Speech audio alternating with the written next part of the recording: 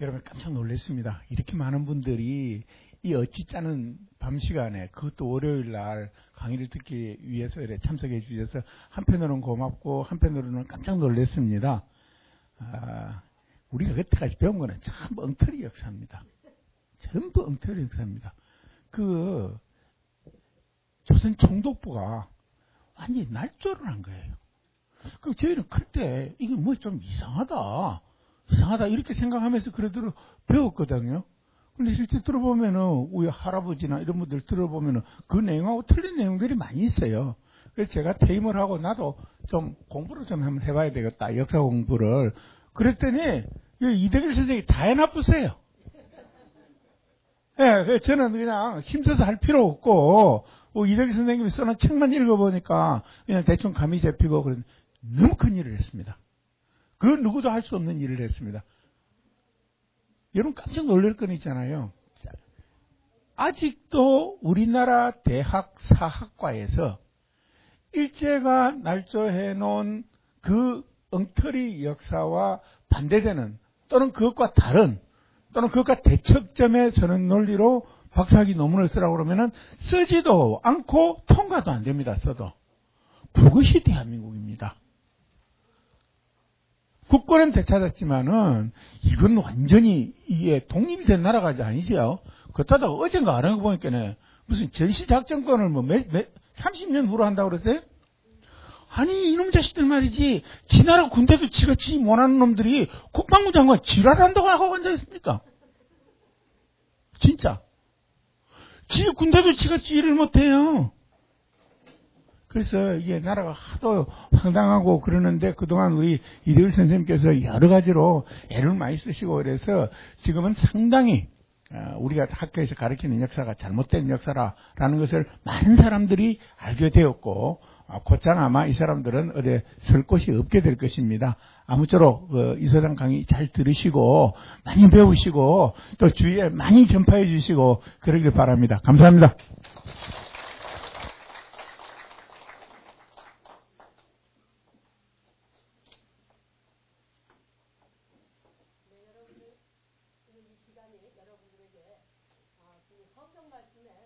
성경 말씀에는 늘 깨어있으라는 얘기가 있는 걸로 저는 알고 있습니다.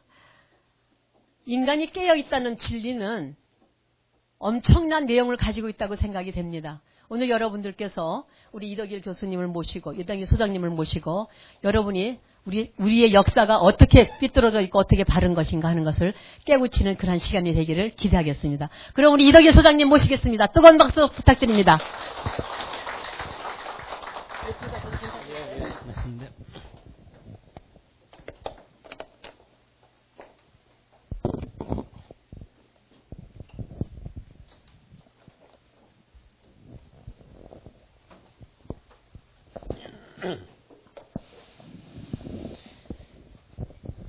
예, 반갑습니다.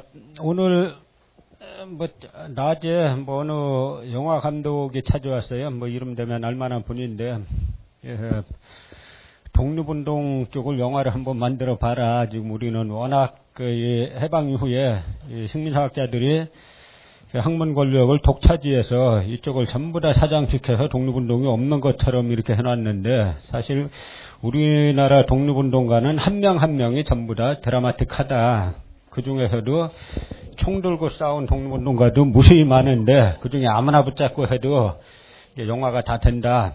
그러면서 하니까 아주 이제 좋습니다 하고, 상당히 그 시대가 얼마나 이제 역동적인가를 이야기했었는데요.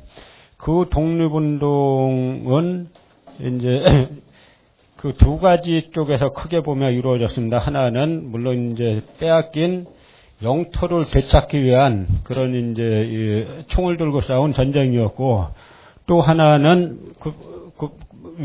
옆으로 이렇게 가셔야 돼요. 저 뒤에 있어가지고. 네.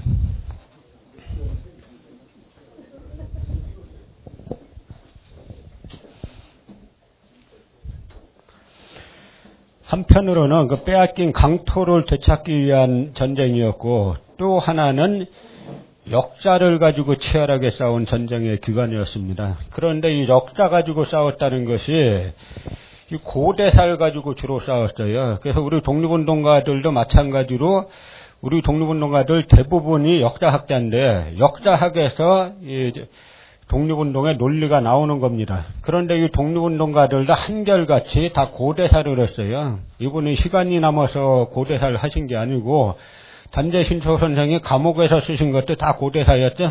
왜냐하면 이 고대사가 100년 전이나 지금 중국하고 지금 이제 동북공정도 지금 다 고대사 아닙니까? 이 한국 고대사는 그야말로 그때나 지금이나 현대사예요.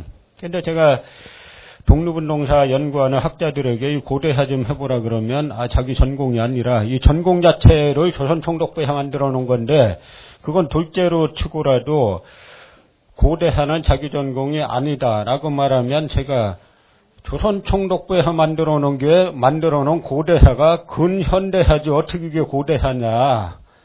그렇지 않습니까? 조선총독부에서 만든 역사예요. 식민사관이라는 것이 여기에 우리 안의 식민사관. 제가 요번에 쓴 책의 제목인데요. 이거 썼더니 지금 뭐 고소한다고 법원에 달려가고 막 이제 지금 그래서 이제 그 가처분 신청까지 내고 막 그렇게 됐는데 식민사관이 뭐냐면 식민, 심을 식자의 백덕민자 아닙니까? 사람을 심는 거예요. 그게 무슨 뜻이냐면 여길 점령하고 일본 사람들이 와서 심은 거예요. 일본 사람들이 왔습니다.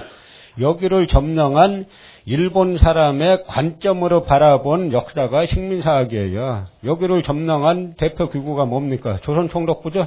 그러니까 조선총독부의 관점으로 바라본 한국사. 이게 바로 식민사관인데 이 식민사관이 해방 70년대는 지금까지도 한국 역사학계의 소위 말하는 통설이라는 거죠. 주류라는 거죠.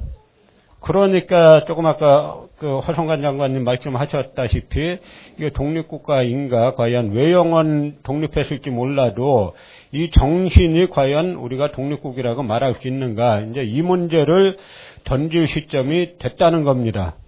그래서 제가 그동안 저도 제 이제 학위를 하면서 예전부터 이 부분에 문제 제기한 분들이 많아요. 근데 저 사람들이, 식민사학자들이 역사학 전공한 사람도 아니고 해서 뭐 제하고 뭐고 다 이제 상대를 안 했는데 이제 저희 한가람 역사문화연구소를 중심으로 정식으로 학위한 사람들이 나왔죠.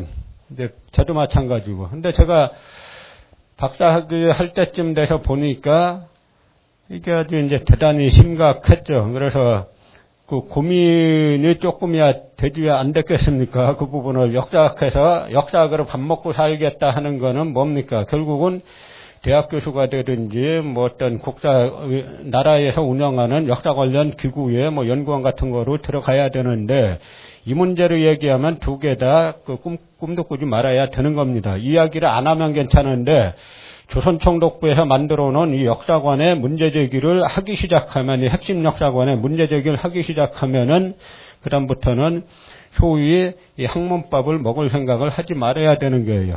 그래서 저는 이제 학위 받을 때쯤에 어차피 뭐 인생 한 번 사는 거, 그냥 이제 그쪽 길을 가지 말고 이쪽 길로 가자라고 해서 제가 그러니까 8년도 2월 달에 학위를 받았는데 97년 2학기부터 이제 학교 강의도 안 하겠다라고 하고 그다음에 이제 실제로 그다음에 뭐 전 학위 받고 나서 한 번도 어디 원서 같은 걸 안 냈어요. 원서 내려고 하는 순간 자기 검열을 하게 되어 있습니다. 원서 내면은 다 심사위원 중에 다 있지 않겠어요?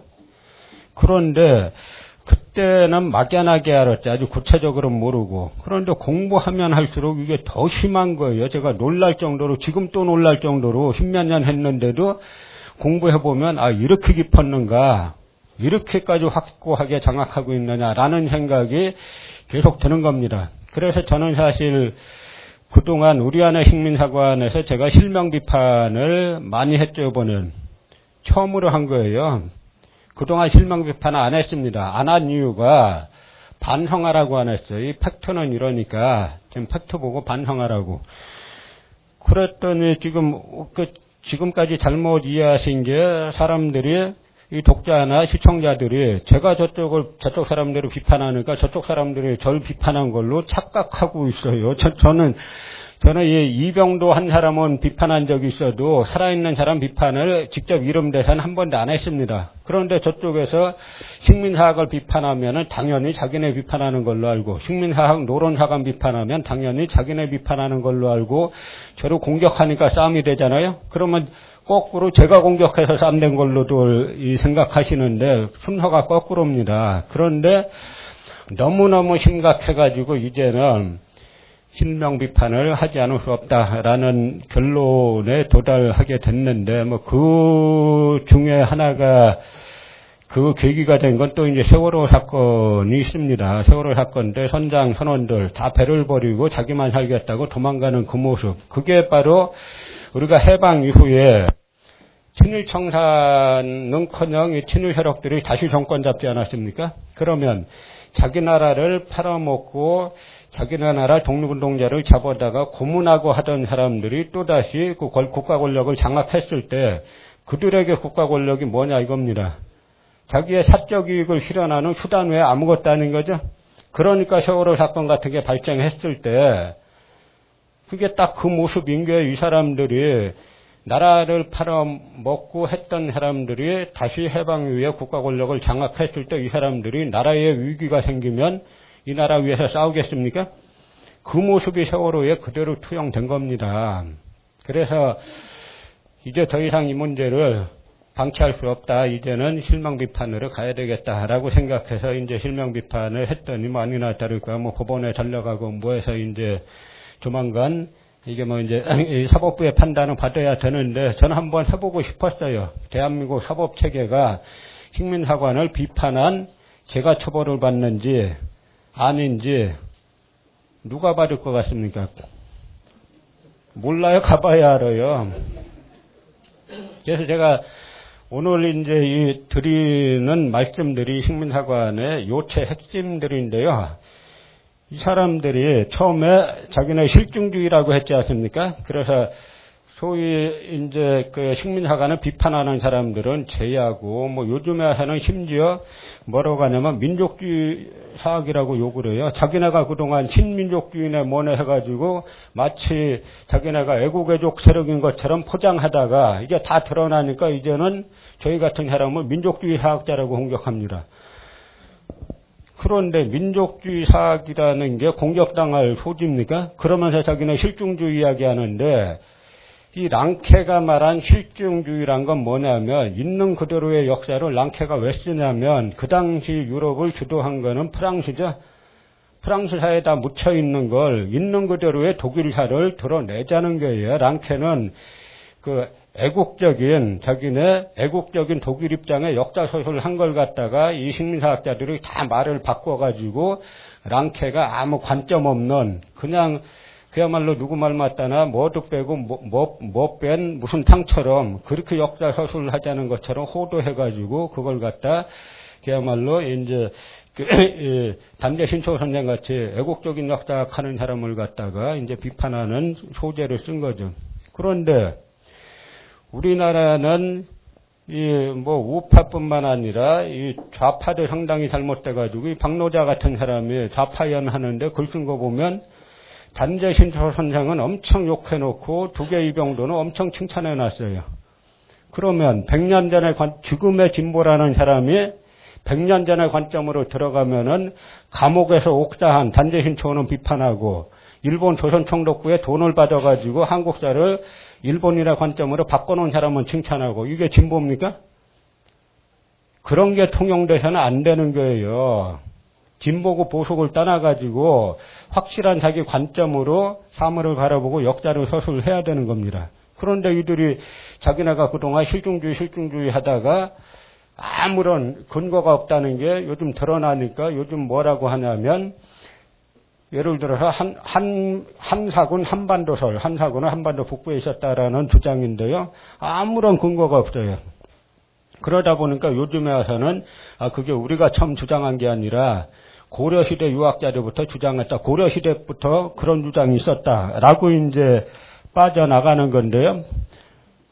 여기에서 평양의 기자령을 고려 때 만들어 놓기는. 근데 실제 기자는 서기전 12세기 때 인물이에요. 그런데 이때 최초로 기자가 평양에 등장하는 건 서기 12세기입니다. 세상 떠난 지 2300~400년 후에 그때 비로소 평양에 등장을 하는 거예요. 이 사대주의 유학자들에 의해서. 제가 이 강연의 제목이 우리 안의 식민사관, 주인의 역사관과 노예의 역사관이죠. 여러분 지금 어떤 역사관으로 사물을 바라보고 계시냐고 묻는 겁니다. 대한민국은 학교에서 어떤 역사관으로 교육하고 있느냐 이걸 묻는 건데요. 먼저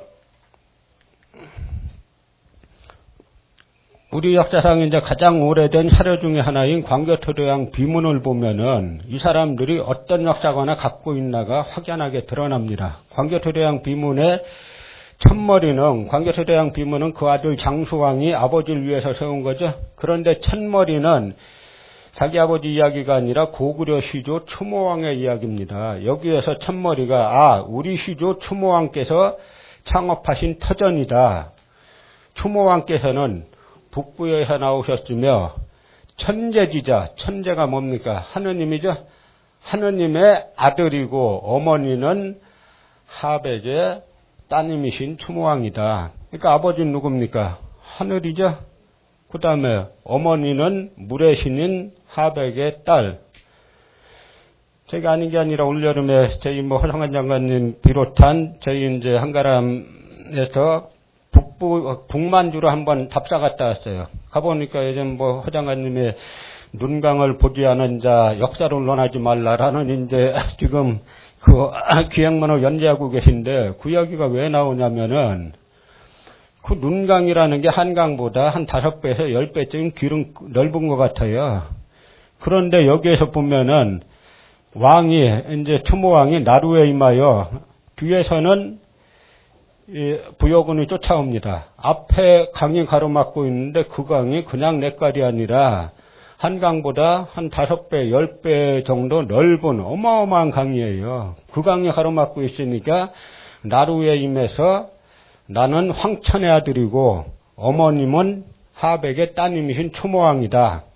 나를 위해서 갈대를 연결하고 거북은 떠올라라. 명령문이에요, 이게.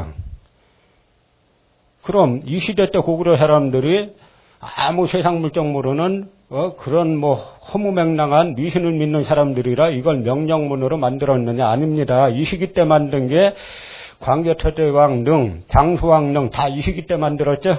그 능들이 지금 1600년이 지났는데도 그 형태를 유지하고 있습니다. 무게가 2만 톤이 넘어요. 그냥 이 땅에 세워놓으면 10년도 안 돼서 다 무너집니다. 그런데 엄청나게 땅을 깊게 파가지고 단단한 강돌로 기초공사한 거예요. 그리고 돌도 그냥 보면 그냥 직사각형 돌 같지만 안에 가서 보시면 다 홈을 파놨어요. 맞물리게. 그건 뭐냐면 대단히 정교한 과학지식을 갖고 있었다는 거죠. 그 과학지식을 갖고 있었던 고구려 사람들이 자기네 시조 이야기할 때는 이야기를 합니다. 나는 황천의 아들이고 어머니는 하백을 갖다가 황하의 신 이렇게 해석해놔서 황하의 황하가 아니에요. 눈강이고 저 만주에 흐르는 그 강을 말하는 거죠. 그 강은 신의 도움이 없으면 못 건너가는 강입니다. 물의 신의 도움이 없으면. 그래서 명령해요. 자연물에 명령하는 자격이 어디서 나옵니까? 천재지자고 하백의 외손자지 않습니까? 그래서 갈대가 연결되고 거북이 떠올라서 건넜어요. 이거 사실 같습니까? 거짓말 같습니까? 모세가 홍해 가는 건 사실 같아요? 거짓말 같아요?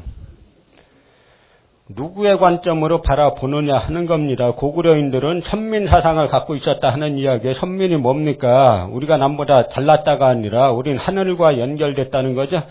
삼국유사 왕력주에 보면은 추모왕을 단군의 아들이다 이렇게 써놨어요. 그 이야기는 뭐냐면 단군으로부터 바로 연결됐다는 거죠.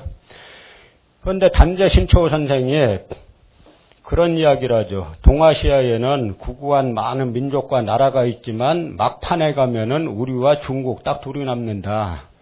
그래서 각자가 내부가 분열되어 있어가지고 내부 통일에 바쁠 때면 모르겠지만 내부가 통일되어 있으면 부딪히게 돼 있다.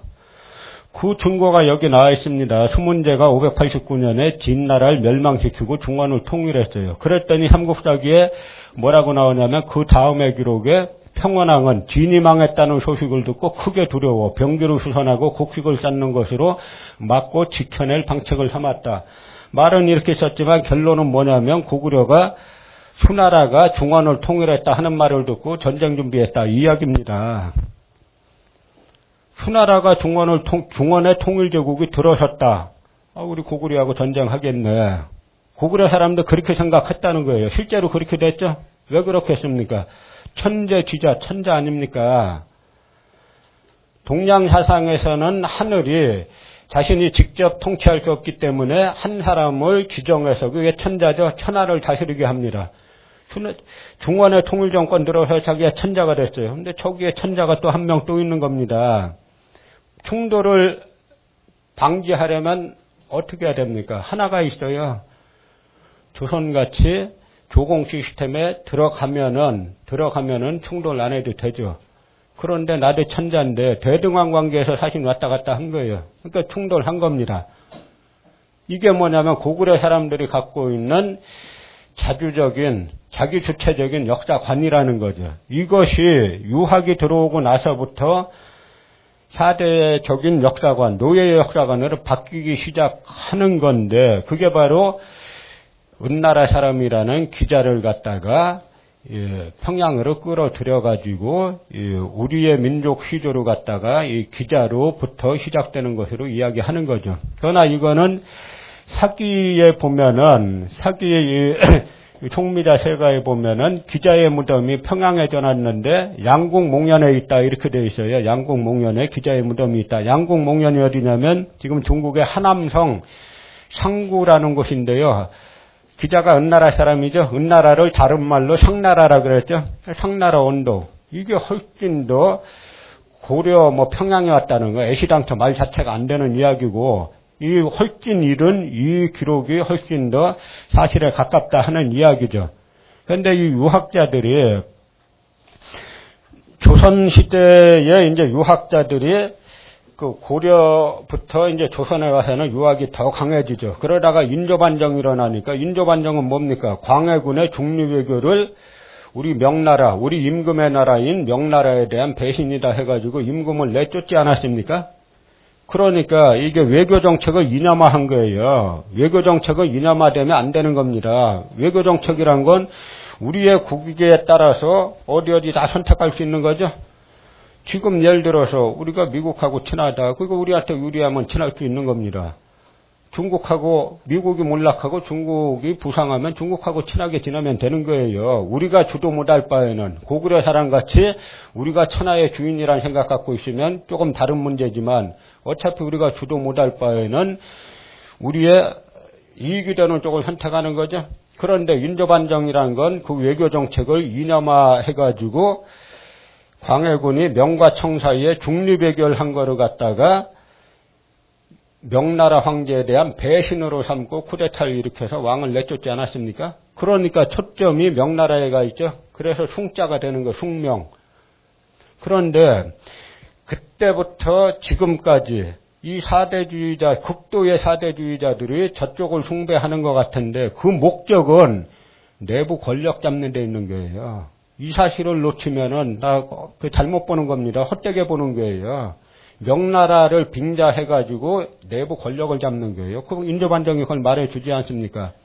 그래서 인조반정 이후에는 사대주의가 아주 이념화되고 극도의 이제 숭명 사상이 전행하는데 그러다 보니까 단군을 부인하고 은나라도 동이족 국가인데 그건 둘째로 치고 해가 중국에서 왔다는 기자를 갖다가 우리 민족의 시조로 유학자들이 만들기 시작하는데 여기에 대해서 이제 반기 들고 나온 인물이 성호 이익 선생이죠. 그러니까 성호 이익 선생은 아주 불우한 학자였습니다. 자기 아버지가 그 성호 이익 선생의 아버지가 이하진이란 분인데 백호윤호 선생하고 같이 정치하던 청남계열이죠. 이 청남계열은 진짜 북벌론자예요. 그래서 이제 같이 나와서 북벌을 주장하다가 우리나라 역사가 잘못되기 시작하는 게 뭐냐면 백호가 살아있을 때는 우암송시열과 동급이었어요. 동급이었는데 백호는 강력한 북벌론자였고 그 다음에 우암은 송시열은 강력한 반북벌론자였죠. 그래서 송시열이 문신들 동원해가지고 효종의 북벌을 계속 이제 막은 사람인데 이때 백호윤호는 계속 북벌을 주창했습니다. 여러분 북벌이 이 당시 백호가 주창한 북벌이 허황된 것 같다는 식의 말씀하시는데 그게 아니에요. 그 당시 청나라에서는 3번의 난이란 게 일어나서 청나라 양자강 이남을 지금의 광동성, 복건성 이런 쪽을 갖다가 다 이 3명의 중국인 번왕들이 오삼계를 비롯한 3명의 중국인 번왕들이 다스렸는데 청나라에서 그 번을 철폐하려고 하니까 이 3명의 번왕들이 군사를 일으켜서 양자강 이남이 쑥대밭이 됐어요. 그래서 심지어 그 당시 청나라 조정에서는 어떤 놈이 이 3번을 철폐하자 그랬냐, 그거 주장한 놈의 목을 베가지고 오삼계에게 사과하고 끝내자라는 주장이 공공연히 대두될 정도로 청나라가 휘청휘청할 때입니다. 이때 백호윤호가 조선 정예군이 치고 올라가면 북경을 점령하면 이길 수 있다라고 주장한 거예요.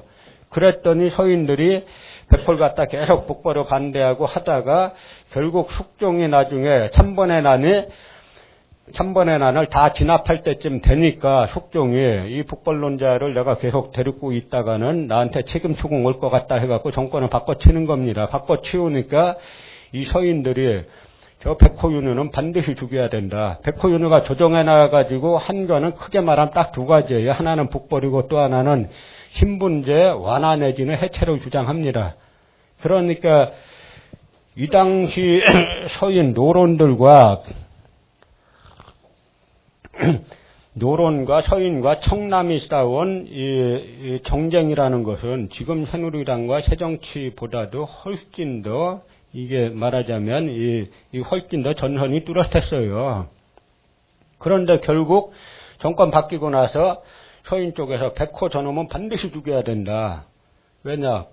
북벌은 말로만 해야 되는데 진짜 북벌을 주장하고 그리고 신분제 완화 해체 전 반드시 죽여야 된다. 해가지고 백호를 죽이려고 하는데 죽일 죄목이 없어요. 북벌했다고 대명률에 사용시킨다는 제목이 있는 것도 아니고 신분제 완화 주장했다고 법조문에 있는 것도 아니니까. 그러니까 이 서인들이 2년왕 후에 이제 집안 사람인 민정중에 작은아버지인 민정중에 전하께서 결단을 해 죽이시면 됩니다. 해서 숙종이 사약을 내리죠. 그러니까 백호윤호가 세상 떠날 때 나라에서 유학자를 안 쓰면 그만이지 죽일 건 뭐가 있느냐.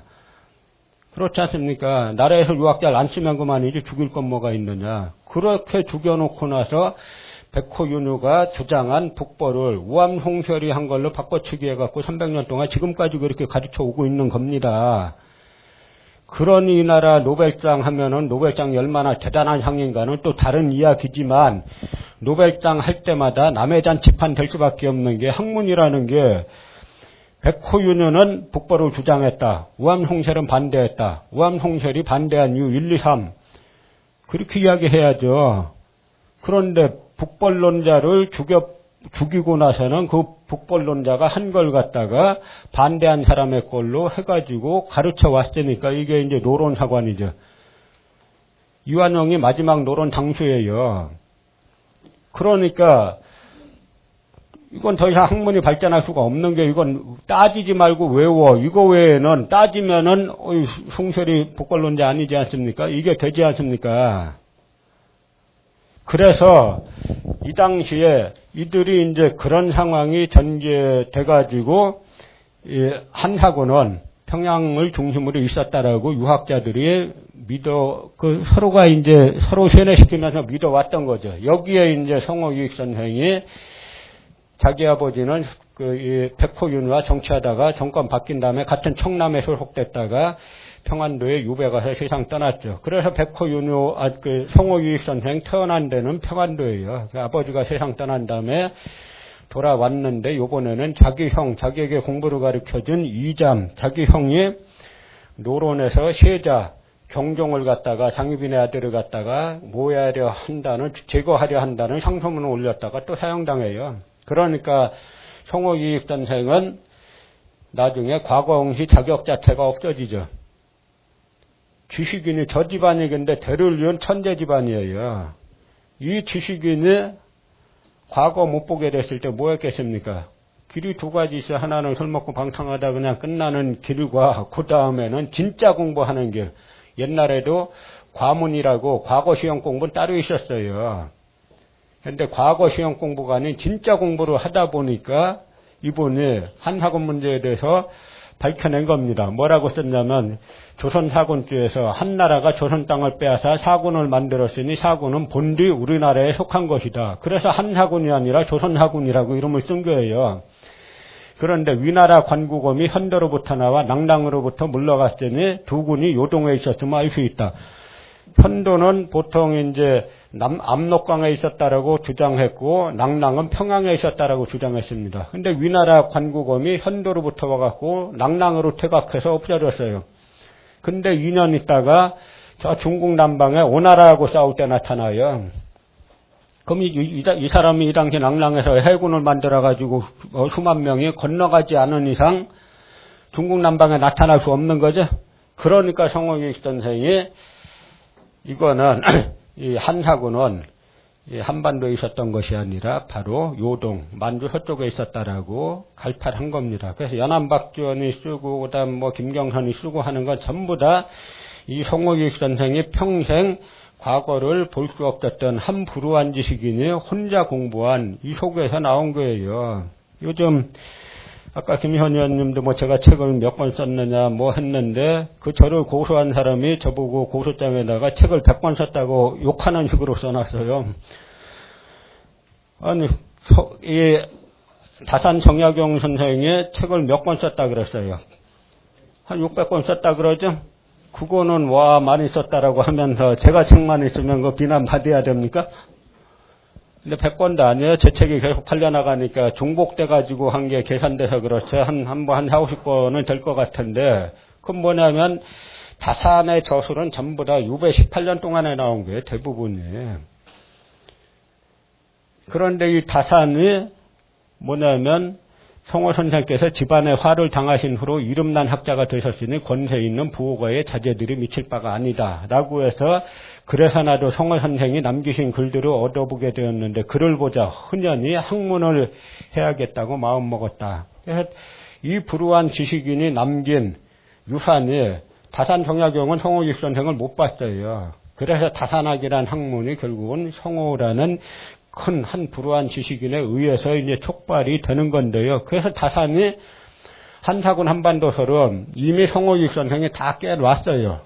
이미 조선 그 숙종 무렵에 다 깨놨는데 일본인들이 우리나라를 이제 점령하고 나서 그 점령의 논리를 고대사에 찾다 보니까 한사군을 또 끌어들인 거예요. 그래서 이 시다소키치라는 와세다대 교수가 사실 우리나라 식민사학의 원교주는 이 사람이에요. 이 사람 뭐 그 이병돈이 신석훈이 하는 사람들은 다 이 사람이 한 걸 갖다가 이제 백근거에 지나지 않은데 이때 우리가 나라가 망하니까 우리 선각자들이 나라가 도대체 왜 망했냐. 그것도 유럽도 아니고 미국도 아니고 중국도 아니고 우리가 한 수 아래로 봤던 일본에게 왜 망했느냐. 여기에 생각이 이제 도달하게 되는데 예를 들어서 여기 여러분 무원 김교헌 딴 분들이 이름 좀 들어보셨을 텐데 김교헌 이분 못 들어보신 분 계실 거예요. 이분이 누구냐면은 제2대 대종교 이제 교주 하시는 분인데 이분은 과거에 급제해가지고 뭘 하냐면 규장각 부재학을 해요. 당대 최고의 학자가 올라가는 자리입니다. 식민사학자들이 마치 이런 민족사학자들이 수준 떨어지는 것처럼 이야기했죠. 다 자가발전이에요. 당시 규장각 부재학이면 당대 최고의 학자가 하는 겁니다. 유학자죠 당연히. 그런데 이 나라가 거의 망해 가니까 도대체 이 당당하던 나라가 왜 망했냐라는 걸 하다 보니까 유학의 사대주의 때문에 망했구나라고 해가지고 유학을 버리니까 뭐가 보이냐면 단군이 보이고 대동이족이 보인 거예요. 그래서 이 대한민국 임시정부 2대 대통령이었던 백암 박은식 선생이 쓴 글 중에 몽백음 태조전, 꿈속에서 금나라의 태조를 보고 절했다라는 글이 있어요. 이건 무슨 이야기냐면 동의의 역사가 보이니까 금나라, 만주족이 세웠죠? 이 역사를 우리 역사를 편입시킨 겁니다. 원래 동이족 속에는 우리도 들어가고 사실 일본도 들어가는 거죠. 그 만주족, 여진족도 들어가고 말갈, 숙신, 거란 이게 다 동이족이에요. 그런데 조선의 사대주의 유학자들이 이 동이족의 모두를 갖다 오랑캐로 몰고 우리는 이들과 같은 민족이 아니라 중국인들과 같은 민족이라 이게 이 소중화, 스몰 차이니즈라고 주장하기 시작한 겁니다. 명나라는 이미 망했는데. 근데 교과서에 뭐라고 써놨냐면 이 소중화 사상을 갖다가 뭐 민족적 주체성의 발로라는 이따위로 써놨어요. 아니 예를 들어서 미국이 어찌어찌하다 망했습니다. 근데 200년 후에 미국은 망했지만 우리는 미국 망한 200년 됐지만 우리가 스몰 아메리칸이다. 이러고 있으면 그게 민족적 주체성의 발로입니까? 사대주의가 너무 머리끝부터 발끝까지 가득 차가지고 이제는 자기 민족의 가장 기초적인 정통성마저 완전 부인한 거죠. 그러다가 유학의 사대주의를 버리니까 이분들이 동시에 같이 본 게 우리 역사를 크게 본 거예요. 그래서 이제 단군, 이쪽으로 이어지는 우리로 이어지는 단군, 부여, 고구려, 그 다음에 우리로 이어지는 계보를 그리고 또 하나 계보로 동이족에서 그 다음에 만주족, 청나라까지 이어지는 그 계보를 가지고 거대하게 역사 통합을 하기 시작한 거죠. 그래서 사실은 우리가 정상적인 국가 같으면은 해방 이후에 이분들의 역사관이 계승됐어야 되는 겁니다. 여기 이렇게 보시면은 독립운동가와 식민사학자 역사관인데요. 이건 조선총독부에서 만든 한국 고대사관이에요. 그래서 낙랑군을 중심으로 한사군이 한반도 북부에 있었고 그 다음에 한반도 남부에는 임날군부가 있었다. 그러니까 뭡니까? 너희 나라는 옛날부터 북쪽은 중국의 식민지, 한사군이 뭡니까? 고조선을 무너뜨리고 들어섰다는 중국 고대 한나라의 식민지죠. 너희 나라는 북쪽은 중국의 식민지, 남쪽은 일본의 식민지였다. 결론이 뭐예요? 너희가 지금 우리의 식민지 된 것은 너희 역사의 당연한 귀결이다. 고로 독립운동 같은 거 하지 마 이 이야기죠. 그런데 이 시대 때도 조금 아까 본 독립운동가들은 한결같이 한사군이 이 하북정이라 그랬어요. 그러면 우리가 일제강점기 때는 이 총독부에서 다 가르치니까 이 역사관을 배울 수밖에 없었겠죠. 해방 이후엔 우리가 어떤 역사관을 배웠어야 됐느냐 하는 이야기입니다. 해방 후에 뭘 배웠어야 됐겠어요? 심정적으로는 이걸 배웠어야 됐겠다 하시죠?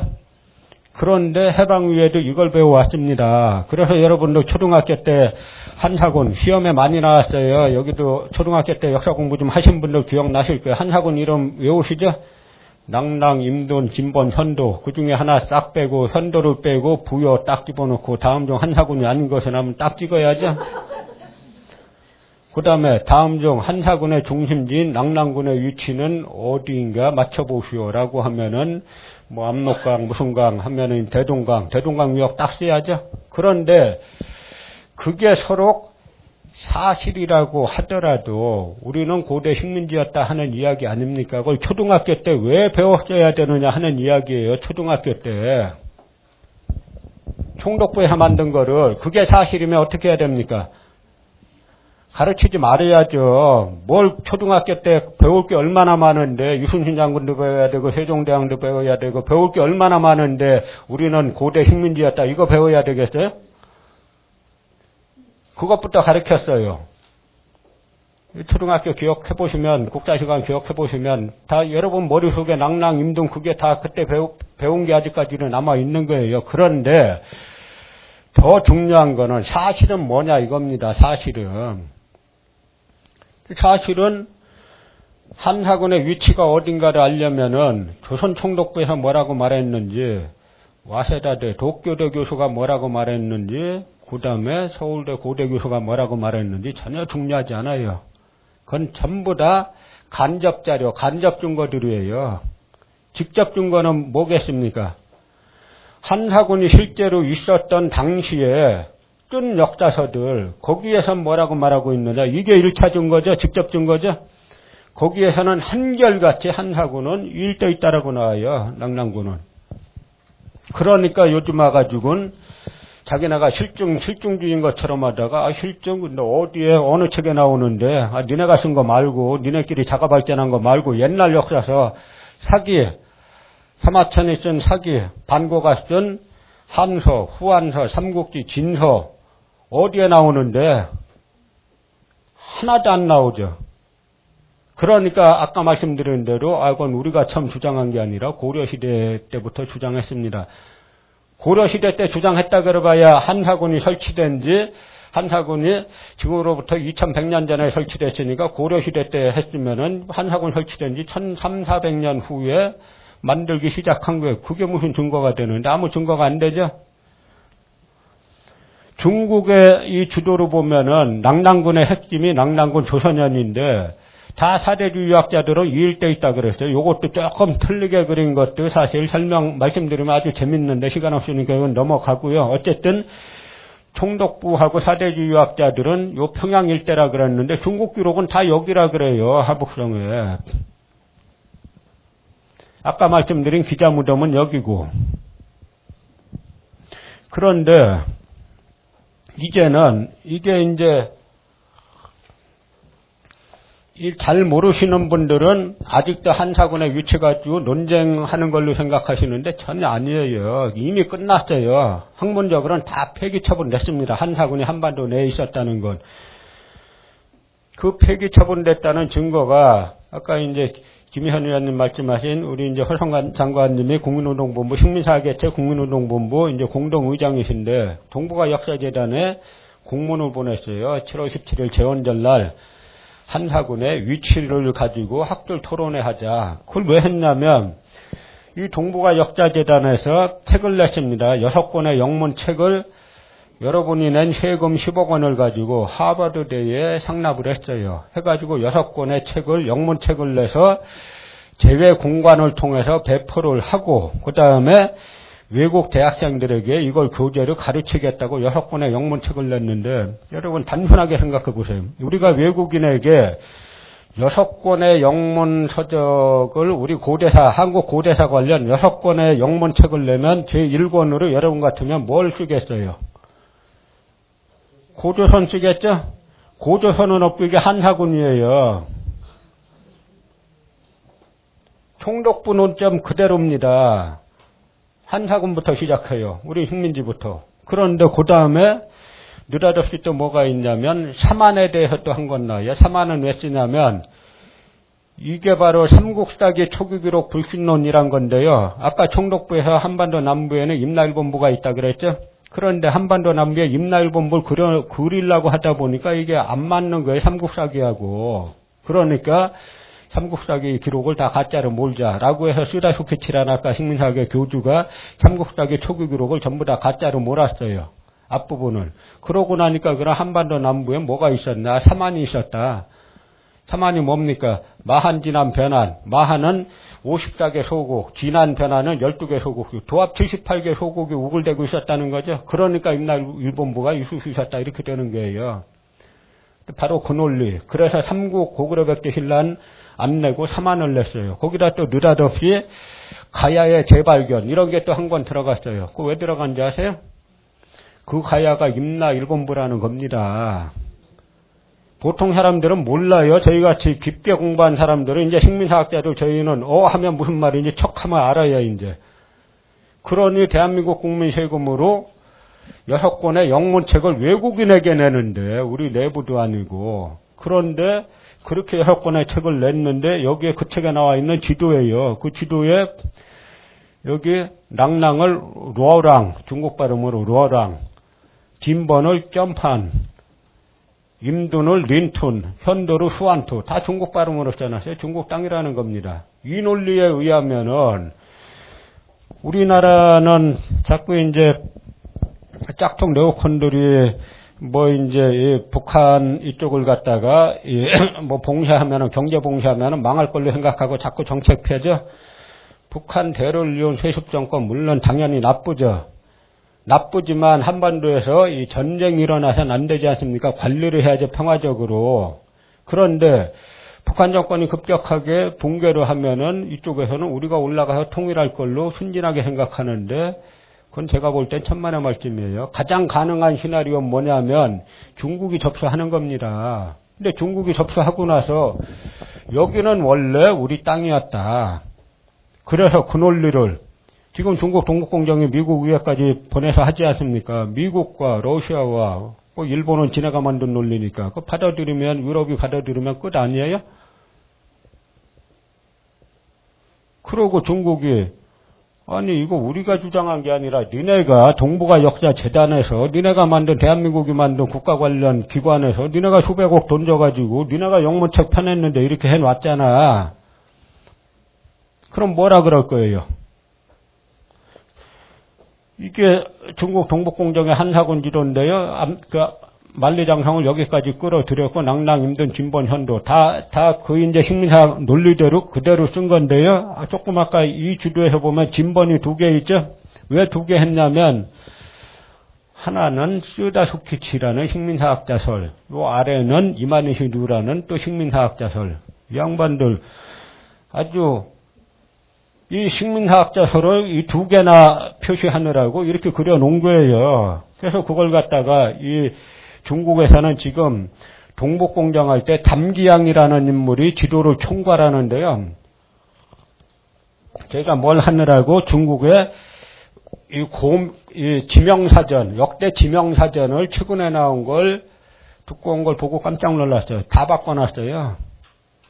아까 말씀드린 이쪽에 있었다는 거 다 지워버렸습니다. 중국은 그렇게 체계적으로 해요. 근데 위주로 만들 때 에피소드가 있어요. 저도 이제 들은 이야기인데 이 담기양이 위주로 발표하면 한국이 발칵 뒤집힐 거다 해가지고 한국의 이 대표적인 사학자에게 고대 사학자에게 이 지도 보여주니까 그 사학자가 잘 만들었네요 이랬다는 거죠.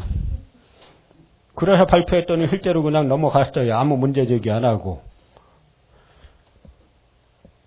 이 동북아 역사재단이 올바른 역사란 항목에서 홈페이지에 써놨어요. 위만조선은 그 왕성인 왕엄성이 현재의 평양시 대동강 북안에 있었는데 위는 위만조선과 한의 경계 역할을 한 폐수가 지금의 압록강이라는 점 쓰다수키치가 주장한 겁니다.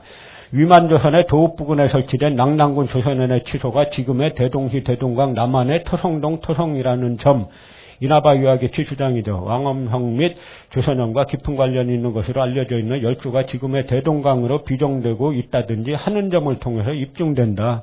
그 중국이 야, 니네가 입증된다라고 써놨잖아. 그럼 뭐라 그럴 거예요? 그래서 저희가 여기를 보면은 그 책에 실린 사진인데 여기 조선총독부라고 쓴 겁니다. 여기를 조선총독부. 조선총독부에서 만든 사진을 그대로 여기에 영문 그 책에 그대로 써가지고 그대로 게재하고 있는 거예요. 그래서 저희가 국민운동본부에서 7월 17일 날 그 학술대 토론회 하자. 그러면서 저기에 관여한 4명의 학자, 이 하버드대 그 포함한 4명의 학자 이름을 대가지고 했죠. 근데 하버드대 이 책 보시면은, 이 책 보시면 이게 아무 뭐가 없죠. 어디서 발행했는지. 보도자료에 하버드대학 출판부에서 나왔다고 보도했는데, 어디 하버드 어디 나왔는데, 다 사기예요. 발행은 인쇄는 서울에서 하고 배포는 하와이 대학에서 했어요. 하버드에다가 그냥 이름 저희 이름 좀 그냥 하버드에서 10억 원 들을 테니까 그냥 이거 받으시고 그냥 그러니까 하버드에서 자기네 출판부에 책 내려면 자기네 검증해야 되지 않습니까? 그 우리 출판부 이름 쓰지 마 하니까 예 안 쓸게요 하고 그냥 이름만 10억 원 들을 테니까 이름만 주세요. 그래서 아무 없지 않습니까? 어디서 냈는지.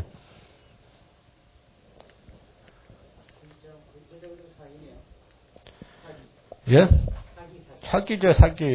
사기도 자기 돈 갖고 치면 되는데 여러분 세금 갖고 여러분이 사기당한 거예요. 남이 사기당한 게 아니라 여러분 세금 갖고 다 한 거 아닙니까? 그런데요, 저렇게 해놓고 났기 때문에 저희가 개원절날 대토론회, 학술토론회 하자. 4명의 이름을 적시해갖고 했더니 동북아재단에서 답변서가 자기네 재단으로서는 노력은 하겠지만 그 학술대회에 참가하고 안 하고는 학자 개인의 판단에 달린 거다. 그래서 저희가 재차 공문을 보내서 아니 우리가 그 사람이 자기 돈 가지고 쓴 거 갖고 말하는 게 아니지 않느냐. 대한민국 국민 세금을 가지고 너희 재단에서 돈을 줘갖고 이걸 발표했지 않느냐. 그러면 그 발표에 대해서 공적인 책임을 져야 될 거 아니냐. 그래서 저희가 다시 수정공문 보내서 그럼 8월 15일 날 재차하자. 근데 뒤로 들리는 말이 이렇게 사람들이 모인 자리에 안 나온다는 거예요. 그래서 아니 학자가 공부는 혼자 하는 게 맞지만 혼자 한 결과는 여러분 앞에서 발표하는 거죠. 그래서 좋다 그러면 공문에다가 2차 공문에다가 그러면은 일반 청중은 참여시키지 말고 양쪽 학자들하고 기자들은 참여시켜서 하자. 했더니 그다음에 일체 말이 없어요. 그런데 이 사람들이 왜 못 나오냐면 아까 다 말씀드렸지 않습니까? 아무 근거가 없어요. 아니 한사군이 낙랑군이 평양에 있었다는 사료 뭐 있는데 니네끼리 한 거 니네 거 말고 옛날 사기 한서 후한서 삼국지 진서 너희가 한사군이 있었다고 주장하는 그 시기에 쓰여진 역사서 어디에 나와 있는데 하나도 없어요. 다 하복성에 있었다고 나오지. 그러니까 못 나오는 겁니다. 그러면서 이 사람들이 또 급해진 게 이 만주 하복성 내몽골 일대에 이 고조선 유적이 쏟아져 나오는 거예요. 한중 수교되고 나서 막 가보는 겁니다. 가보니까 여기가 내몽골 적봉에 있는 고조선 산성인데 중국에서 동북공정 하다 보니까 힘이 붙었어요. 이제 왜 힘이 붙었냐면 처음엔 한국 신경 썼는데 해보니까 이 한국 이쪽이 다 자기네 편인 거예요. 이 한국 소위 동북아재단 비롯해서 대한민국 역사 관련 기구들은 다 중국 편인 건 동북공정 지지하는 거예요. 그러니까 힘이 나가지고 그것이 저희한테 도움될 때가 있어요. 왜냐하면 제가 BC 2000년 써놓은 건 제가 써놓은 게 아니라 중국 적봉박물관 도록에 나와 있는 거 쓴 거예요. 그러니까 지금으로부터 4000년 전 고조선 거란 거죠. 한국이 다 식민사학 일색이다 보니까 중국인들이 자신감이 붙어갖고 이제 저 옛날 같으면 안 썼을 텐데 써놨어요. 고조선 성이란 거죠.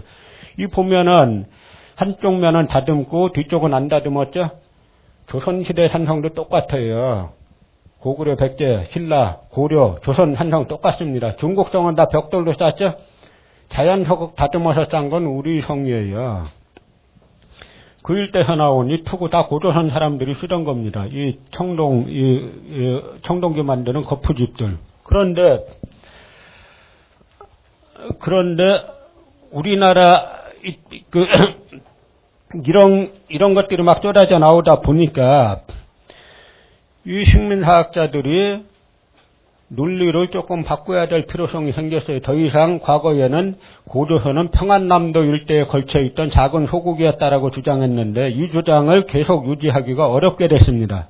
그러니까 이동설이란 걸 만들어가지고 고조선은 요동에 있었는데 평양으로 와서 망했고 그래서 거기에 한사군이 있었다. 결론은 같죠? 평양 일대 한사군이 있었다. 결론은 같습니다. 그런데 한번 이 사람들이 고조선 중심지 이동했다는 설을 한번 보세요. 이게 학문인가. 일찍부터 낙랑군의 치서로 알려져 왔던 토속리 유족 대부분이 위만조선의 왕도였던 대동강 부관의 왕검성 일대에 있었던 것이 아니라 대동강 남한에 있다는 점은 주지의 사실이다. 이거 무슨 말인가 이해가 가세요? A라는 거예요? B라는 거예요? 일찍부터예요. 조선 총독부 시절부터 그렇게 주장한 거죠. 낙랑군의 치서로 알려져 왔던 토속리 유족 대부분이 위만조선의 왕도였던 대동강 부관의 왕검성 일대에 있었던 것이 아니라 대동강 남한에 있다는 점은 주지의 사실이다. 이게 앞뒤 문장도 아니에요. 이거는 초등학교만 나와서도 이런 문장 못 씁니다. 왜냐하면 일찍부터 알려져 왔으면 그게 주지의 사실이 돼야죠. 일찍부터 알려져 왔는데 그게 아니라 대동강 남한에 있다는 점이 주지의 사실이다. 일찍부터 알려져 왔다는 이야기예요. 자기 머릿속에 정리가 안 돼 있는 게 그러면서 이는 일시적으로 확대되었던 낙랑군이 고구려로 비족한 예맥사회의 압력에 쫓겨 9년의 중심지를 방어에 보다 유리한 대동강 남한으로 옮겼음을 시사해 주는 것이라고 할 것이다. 어떤 자료 보고 썼는데 양반도 못 나오는 이유가 있어. 무슨 자료에 그렇게 나오는데 하나도 근거가 없어요. 또 왕검성은 낙랑군 조선현의 위치가 평양 지역인 만큼 역시 평양 일대에 있었다고 보는 것이 순리다. 왕검성은 낙랑군 조선현의 위치가 평양 지역인 만큼 이미 단정해놓죠. 평양이 아니라는 거예요. 그럼 나머지 문장은 다 헛소리죠. 평양이 어디 평양이 순리인데 무슨 사료에 의해서 순리인데 어느 사료 사기에 나오는데 한회에 나오는데 아무 근거가 없어요. 평양 일대는 BC 3세기 이래의 유적이 연속적으로 많이 존재하고 있으면 이를 뒷받침한다. BC 3세기 때는 고조선 때지 한사군 때도 아니에요. 다 이런 논리들. 그 다음에 이 사람은 또 재미있어야지 이 사람들 이야기 열받지 말고 그냥 아주 관조하면서 보면은 코미디도 이런 코미디 대본이 없어요. 나는 또 요서지방이 고조선의 영역이 될 수 없음을 답사하는 과정에 조금씩 알게 됐다. 참 저희는 이 양반이 이야기하는 요서지방을 답사하다 보면은 여기가 고조선의 강역이라는 걸 몸으로 저절로 알게 돼요. 어떻게 알게 되는지 아세요? 중국 사람들이 가르쳐줘요. 우리가 뭐 한번 보자 그러면 안 보여주고 어디 한번 산에 올라가려고 그러면 못 가게 하고 자기네 중국 유적이면 왜 못 가게 하겠어요? 고조선 거니까 못 가게 하죠. 근데 이 사람은 희한하게 나는 또 요서지방이 고조선의 영역이 될 수 없음을 답사하는 과정에서 조금씩 알게 됐다. 저는 한 방에 고조선의 영역이란 걸 알았는데 이 사람은 아니라는 걸 조금씩 알게 됐어요. 그 논리가 그것은 요서지역의 작은 현 박물관에 쌓여있는 비파형 동검과 많은 청동기 유물이 고조선의 것이라기보다는 그 일대에 활동하던 유목민족의 유물과 함께 출토된 것임을 확인했기 때문이다. 이게 중국에서 동북공정을 수행하는 중국의 식민사학자들이 중화패권주의 사학자들이 그 일대에서 고조선 유물이 쏟아져 나오니까 비파형 동검이 있어요. 그거 나온 것은 무조건 비파형 동검을 고고학으로 다른 말로 고조선식 동검 이렇게 부릅니다. 그래서 비파형 동검이 나온 것은 고조선이라고 그리면 간단한 거예요. 그런데 중국의 동북공정 진행하는 중화패권주의 사학자들이 고조선 동검을 뭔가 부인을 해야 되는데 부인할 방법이 없지 않습니까? 그러니까 그 일대에 살던 동호, 찬용 이런 유목민족의 것이다 라고 한 거 그대로 갖고 온 거예요. 그러면서 그 논리가 또 뭐냐면 아까 이 한사군 영문으로 쓴 하버드란 이름 사기친 거 한사군에서 이 사람이 뭐라고 썼냐면 비파형 동검 문화는 청동기 시대 초기 고조선 사회에 대해서 설명해주는 문화적 지표이다.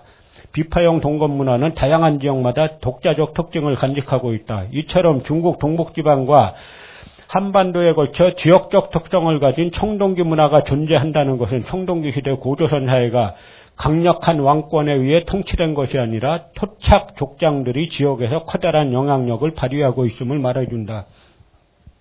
고조선은 왕국이 아니라 토착 족장들이 다 다스리는 사회였다는 게 여러분 전국에 고인돌 많이 있죠? 가보면 다 이렇게 써놨어요. 고인돌이 나오는 것은 고조선 강역입니다.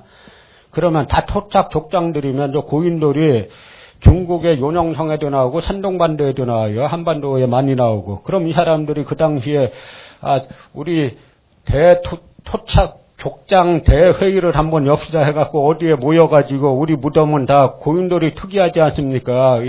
우리 무덤은 다 고인돌로 사용합시다. 이렇게 족장 회의에서 결정해갖고 저렇게 했다는 거예요. 무덤이 같다는 건 뭡니까? 무덤이 뭐예요? 옛날 영혼의 실제를 믿는 사람들에게 무덤은 이승과 저승을 연결해주는 문이죠. 무덤이 같다는 건 내세관이 같다는 거예요. 내세관이 같다는 거는 같은 정치 세력일 가능성이 대단히 높다는 거죠. 그런데 이 사람은 청동기 비파형 동검하고 청동기 문화가 지역마다 조금씩 다르다는 거예요. 그래서 고조선은 강력한 왕권이 통치한 게 아니라 토착 족장이 다스리던 분열된 사회였다 하는 이야기인데요. 이 사람 논리대로 따지면 인류 역사상에 단 한 번도 강력한 제국은 존재한 적이 없습니다. 여러분 로마 가보면 이탈리아 로마 유적하고 터키 로마 유적하고 같아요? 다르죠. 지금 미국 가보면 미국 북부하고 남부하고 같습니까? 중국은 같아요? 어떻게 하면 길을 뜨고 우리 역사를 부인하기 위해서 노력하는데 중요한 거는 이 사람들은 여러분이네 세금 가지고 하고 있고 우리 같은 사람은 우리 주머니 돈 털어갖고 하고 있어요. 아까 김현 의원님이 저보고 책 많이 팔았다 그랬는데 남들이 저 부자 된 줄 알아요. 그거 다 저를 위해서 썼으면 부자 됐어요 지금쯤. 그럼 절대 축이 형성 안 됩니다. 우리나라가 과연 독립국가인가 물어보자는 게 여기에 나오는 거예요. 제가 대한민국을 위한 역사 하지 않습니까? 저희 논리로 무장하면은 중국에서 동북공정 디귿자도 못 꺼내요. 니네 사료에 하북성일 때까지 고조선이라가 나와 있네. 니네 사료에. 그럼 하겠어요? 그러니 심각하게 우리가 생각해봐야 되는 건데요. 지금 국사교과서에 보면은 철기는 중국에서 온 옛날에서 온 위만이 가져왔다. 이렇게 가르치고 있어요. 왜냐? 그게 일제식민사학이 만든 한국사 정체성론. 이게 바로 지금 소위 말하는 식민지 근대화론. 거기에 뿌립니다. 그 무슨 이야기냐면 한국사 정체성론은 일본인들이 한국인들은 자발적인 역자발전 능력이 없다. 그래서 이 사람들은 식민사학자들은 일본인들은 이 고조선 인정 안 하니까 삼국시대부터 구한말까지 한국은 발전 정도가 똑같았다. 그래서 한국이 발전하기 위해서는 어떻게 해야 되냐면 외국의 식민지배를 받아야 된다. 그래서 이병도 씨가 이 낙랑군을 갖다가 동방의 알렉산드리아 이렇게 써놨어요. 우리가 식민지배 당했다는 걸 갖다 알렉산드리아. 그 말은 뭡니까? 일제 식민지배 당했던 경성을 갖다 알렉산드리아라고 한 거예요. 그런데 고조선은 우리는 자발적인 철기를 만들 능력이 없었다. 그런데 이 청동기를 보면요. 이게 지름이 21cm인데 이 안에 원들이 있지 않습니까? 지름 21cm 안에 원이 13,000개가 있어요. 그린 게 아니라 주물을 뜬 거예요. 여러분 그리래도 못 그려요. 그런데 이걸 갖다가 이 세계 과학계의 수수께끼 중에 하나였어요. 이게 여러 군데서 만들려고 하다가 다 실패했는데 얼마 전에 몇 년 전에 카이슈트에서 겨우 비슷하게 하나 만들어냈습니다. 그런데 청동기로 만들려면은 주석하고 아연이 들어가야 되는데 아연은 700도면은 증발돼요. 청동기 만들려면 1200도, 1300도까지 가열해야 됩니다. 그래서 700도에 날아가는 아연을 어떻게 1300도까지 증발하지 않게 잡아두느냐가 고대 청동 제조 기술의 가장 핵심 기술이에요. 그런데 중국 청동기는 아연 합금 비율이 0.5%에서 1%예요. 그건 기술이 있는 게 아니라 그냥 들어간 거죠. 고조선 거는 20%에서 25% 들어가 있어요. 월등히 뛰어납니다. 그러니까 이 월등히 뛰어난 이걸 만든 사람들이 철기를 왜 못 만들어요? 그리고 위만이 철기를 가져왔다라고 명백한 문헌 증거가 있으면 모르죠. 제 위만에 관련된 중국 고대사를 다 뒤져봤어요. 철기는커녕 세금자도 없어요. 이 식민사학자들 머릿속에서 우리 민족은 역사발전 능력, 사회발전 능력이 없기 때문에 중국에서 가져왔다. 이렇게 해갖고 지금도 교과서에서 가르치고 있는 거예요. 그런데 저희가 동북아 역사재단의 문제제기 한 개 다 사유가 있는데 처음에는 경기도 교육청 교사들이 선생님들이 동북아 평화를 꿈꾸다라는 자료집을 냈어요. 근데 그 자료집에서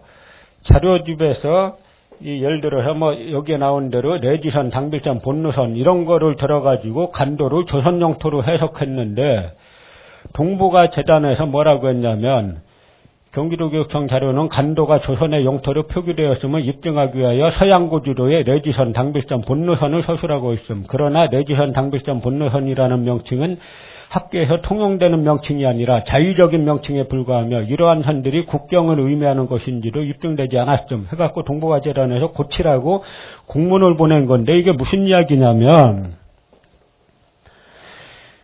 당시 청나라가 러시아와 국경조약을 맺습니다. 아이온 조약, 네르친스크 조약 이런 걸 맺다 보니까 국경에 관심이 생겼어요. 지도에. 그래서 당시 강희제가 청나라에 와 있던 예수의 선교사겸 지리학자인 내지 신부에게 너희 청나라가 이 지리학이 발달했다는데 당시 유럽에서 청나라하고 독일이 지리학에 발달했는데 너희 나라 지리학자들을 좀 데리고 와가지고 우리나라 청량 좀 해서 지도 좀 만들어 달라.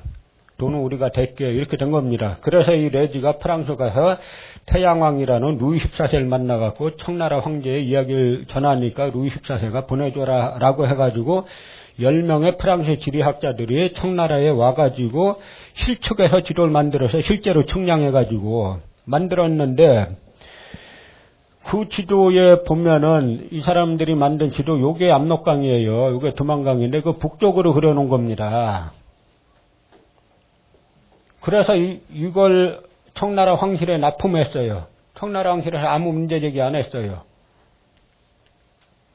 여기는 보면은 요게 압록강 두만강인데 여기는 이쪽이 국경으로 되어 있는 거예요. 또 이 지도 보면은 여기가 압록강인데 압록강 두만강인데 이 북쪽으로 되어 있죠. 이게 다 프랑스 지리학자들이 청나라 황실에서 낸 돈을 가지고 만들어가지고 청나라 황실에 납품을 한 거예요. 이 선이 바로 그 지리학자들 이름 써서 레지선, 당빌선, 본루선이라고 하는 건데 경기도 교육청 교사들이 이걸 언급해서 간도가 우리 땅이다라고 하니까 5분간 쉬는 시간을 가질까요 했는데 쉴까요? 그냥 할까요? 네. 물이나 조금 달라 그래. 그런데 여기에서 우리가 생각할 건 뭐냐면 이 경기도 교육청 교사들의 자료집에 중국이 문제 제기한 게 아니에요. 중국에서 경기도 교사들이 만든 자료집이 있는지 없는지 알게나 뭡니까? 이 동북아 역사재단 사람들이 그걸 보자마자 아니 압록강 두만강이 아니라 그 북쪽을 갖다가 그 북쪽을 갖다가 국경이라고 이야기하다니 자기네가 광분해가지고 고치라고 난리 친 건데요. 뭐냐면 아까 읽은 대로 경기교육청 자료는 간도가 조선의 영토로 표기되었으면 입증하기 위하여 서양고지로의 레지선, 당빌선, 본루선을 서술하고 있음. 그러나 레지선, 당빌선, 본루선이라는 명칭은 학계에서 통용되는 명칭이 아니라 자의적인 명칭에 불과하며 이러한 선들이 국경을 의미하는 것인지도 입증되지 않았음. 동북아 역사재단이 아니라 중국 동북공정 소조 이렇게 나오면 딱 맞는 이야기죠. 이건 자발적인 그러니까 제가 우리 안에 식민사관에서 그런 이야기 써놨습니다. 독립군이 마을 뒷산에 숨어 들었는데 일본 헌병이나 경찰들은 모르는데 자기가 가서 신고한 거예요. 헌병대에 가서. 그거지 않습니까? 중국에서 자기네 돈을 들여서 만든 서양 지리학자를 초청해서 만든 지도에 압록강 두만강 북쪽으로 조선과 청나라의 국경이 표시된 게 뭐가 그렇게 분해가지고 그걸 갖다가 고쳐야 됨 하니까 교육부에 공문을 보내서 고쳐야 된다고. 근데 교육부 내에 애국적인 공무원들이 있어요. 이 말도 안 되는 이것도 해가지고 돌려보내니까 이쪽에서 이 동북아 역사재단 사무총장이 외교부에서 파견 나온 차관급 공무원인데 이 차관급 공무원이 이 신문사를 중앙언론사를 움직여가지고 비판하는 기사를 냈어요. 그러니까 기사가 나오면 한국에서는 또 공무원도 움직이지 않습니까? 그러니까 이 기사를 보고 다시 검토하라고 하니까 할 수 없이 이 교육부에서 이 국사편찬위원회에 의뢰해야 됨 이런 식으로 뭐 했는데 저희가 이걸 보고 이 당시에 2012년 대선을 앞두고 그 바쁜 와중에 저희가 천도교 수훈회관에서 식민사관은 해방 후 어떻게 대한민국 역사관을 장악했는가라는 주제로 학술 대강연회를 개최한 겁니다. 그러고 나서 바뀐 줄 알았더니 아까 동북아재단 그 영문 책에서 보듯이 바뀌기는커녕 더 심화됐다는 거예요. 그래서 식민사개체 국민운동 본부로 만든 건데요. 아까 한반도 북부에는 한사군이 있었고 한반도 남부에는 임나일본부가 있었다 그랬죠. 그런데 이 양반이 이제 저를 갖다가 가처분 신청 내고 출판금지 가처분 신청 내고 민형사상 책임을 묻겠다고 지금 고소한 사람인데 이 지도가 뭐냐면 원래 아까 쇼다쇼키치란 식민사학자가 그린 임나는 요만하게 그렸어요. 이 사람은. 근데 이 사람이 고려대 역사교육과 이 교수가 그린 거는 이만하게 이 지도로 말하면 이만하게 그려놨어요. 원 임나보다 10배 크게 그려놨습니다. 그리고 나서는 이 사람이 뭐라고 썼냐면 당시 한반도에서는 고구려 백제 신라가 서로 자국주도의 통일을 이루기 위해서 이전투구를 하고 있었다. 이전투구가 뭡니까? 개새끼들이 진흙탕에서 서로 둥글며 싸우는 게 이전투구죠. 고구려 백제 신라 자기 선조를 이야기를 하면서 이전투구를 하고 있었다. 그것까지 좋다고 쳐요. 그러면 따라서 삼국은 모두 일본에 대해서 군사원조로 요청하거나 적어도 상대국에게 군사원조로 제공하지 못하도록 저지하기 위해서 노력하였다. 아까 고구려 광개토대왕 비문 봤죠? 이 사람이 이야기하는 시기는 주로 임나일본부 이 양반이 이야기하는 시기는 6세기 중반이에요. 그 당시 고구려는 이 수나라와 맞짱 뜰 때입니다. 1대1로. 그런데 이 사람 눈에 들어가면 고구려 백제 신라가 고구려까지 일본 야마도 정권에 가서 군사 원조를 구걸하는 그런 존재가 된 거예요. 그래서 그 다음에 그러므로 삼국 중에서 어느 나라를 파트너로 삼을 것인가 하는 캐스팅 모드는 일본이 주고 있었다. 이렇게 써놓고 나서 자기 명예에 훼손했다고 그거 하는 건데요. 뭐냐면 이 사람이 왜 6세기 중반을 이야기하냐면요. 이 임나일본부설이라는 게 일본 야마도 정권이 여기로 와가지고 이제 임나를 지배했다라고 하는 건데요. 근데 이 당시 삼국사기에는 여기는 강력한 신라가 있고 여기는 강력한 백제가 있고 하니까 앞뒤가 안 맞으니까 삼국사기를 다 가짜로 몬 겁니다. 그런데 왜 6세기 중반을 요즘 와서 이야기하냐면 일본 열전의 흔적을 아무리 뒤져봐도 6세기 이전에는 제철한 흔적이 철을 만든 흔적이 없어요. 근데 철기도 못 만드는 나라에서 해외까지 가서 정복전쟁 한다는 게 말이 됩니까? 이 말은 지금으로 치면 화살 갖고 가서 미국 정벌 했다는 이야기하고 똑같은 거예요. 철기도 못 만드는데 해외 정벌이 가능합니까? 그리고 또 일본 서기 제명 3년째에 보면 일본에서 사신을 신라에 보내 사문, 승려, 지달 등을 신라국의 사인에 붙여 대당, 당나라에 보내고 싶다고 했으나 신라가 말을 듣지 않아 사문, 지달 등이 그대로 귀국했다. 이거는 7세기 중반이죠. 이야기는 뭐냐면 당시 일본에서는 당나라로 건너갈 배를 못 만들었다 하는 이야기예요. 그러면 배도 없는 나라에서 배도 없는 나라에서 해외로 군사 파견한다. 말 자체가 안 되죠. 그래서 야마토 정권은 전후 5회에 걸쳐 한반도에 원군 내지는 인부들을 파견하고 있는데 그 특징은 전부 백제를 위해 파견한 것이었다. 그런데 이 기본적인 학자라면 일본 서기의 이야기가 나옵니다. 삼국사기엔 전혀 안 나와요. 그럼 왜 우리 기록엔 전혀 안 나올까?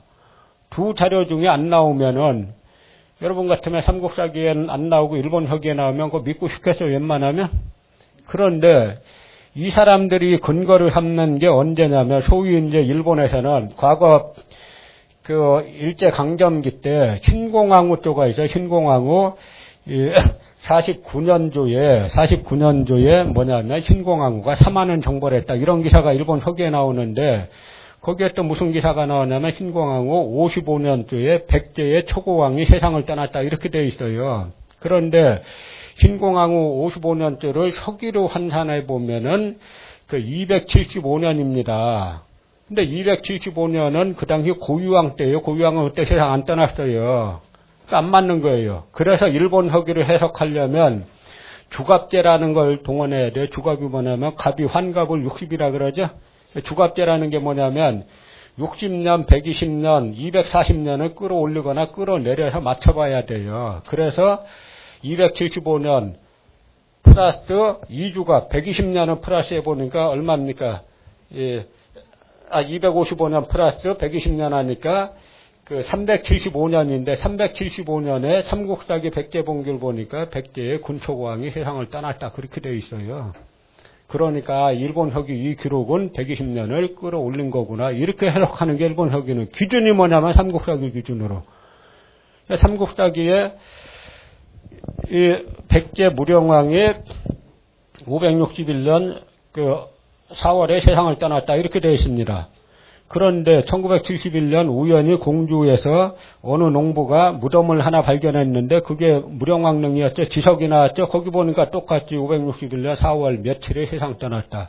삼국사기는 날짜는 안 쓰지 않습니까? 달까지만 쓰고 똑같아요. 그래서 전 세계가 놀랐어요. 이 삼국사기가 이렇게 정확한 역사책이란 걸. 그런데 그 삼국사기 일본 서기는 그래서 요즘에 주장 나온 게 아니라 에도 시대 때부터 일본 서기는 연대가 안 맞는다. 그러니까 일본 서기란 책은 1대부터 14대까지는 다 허구라고 일본에서 인정해요. 그러니까 15대 응신천왕부터 사실이라는 건데 그 15대 응신천왕의 제위연대로 계산해 보면 서기 400년쯤 돼요. 물론 일본 서기는 그걸 갖다 120년 끌어올렸죠. 그래서 120년 끌어내리든지 아주 복잡한 역사서가 일본 서기인데 그 기록을 그대로 믿어가지고 이렇게 썼고 당시 야마토 정권과의 관계에서 백제가 일관되게 추구하던 것은 군사 원조였다고 볼 수 있다. 그래서 백제는 이 사람의 머릿속에 들어가면은 야마토 정권의 군사 원조, 백제뿐만 아니라 고구려 백제 신라가 다 군사 원조 요청했다는 거죠.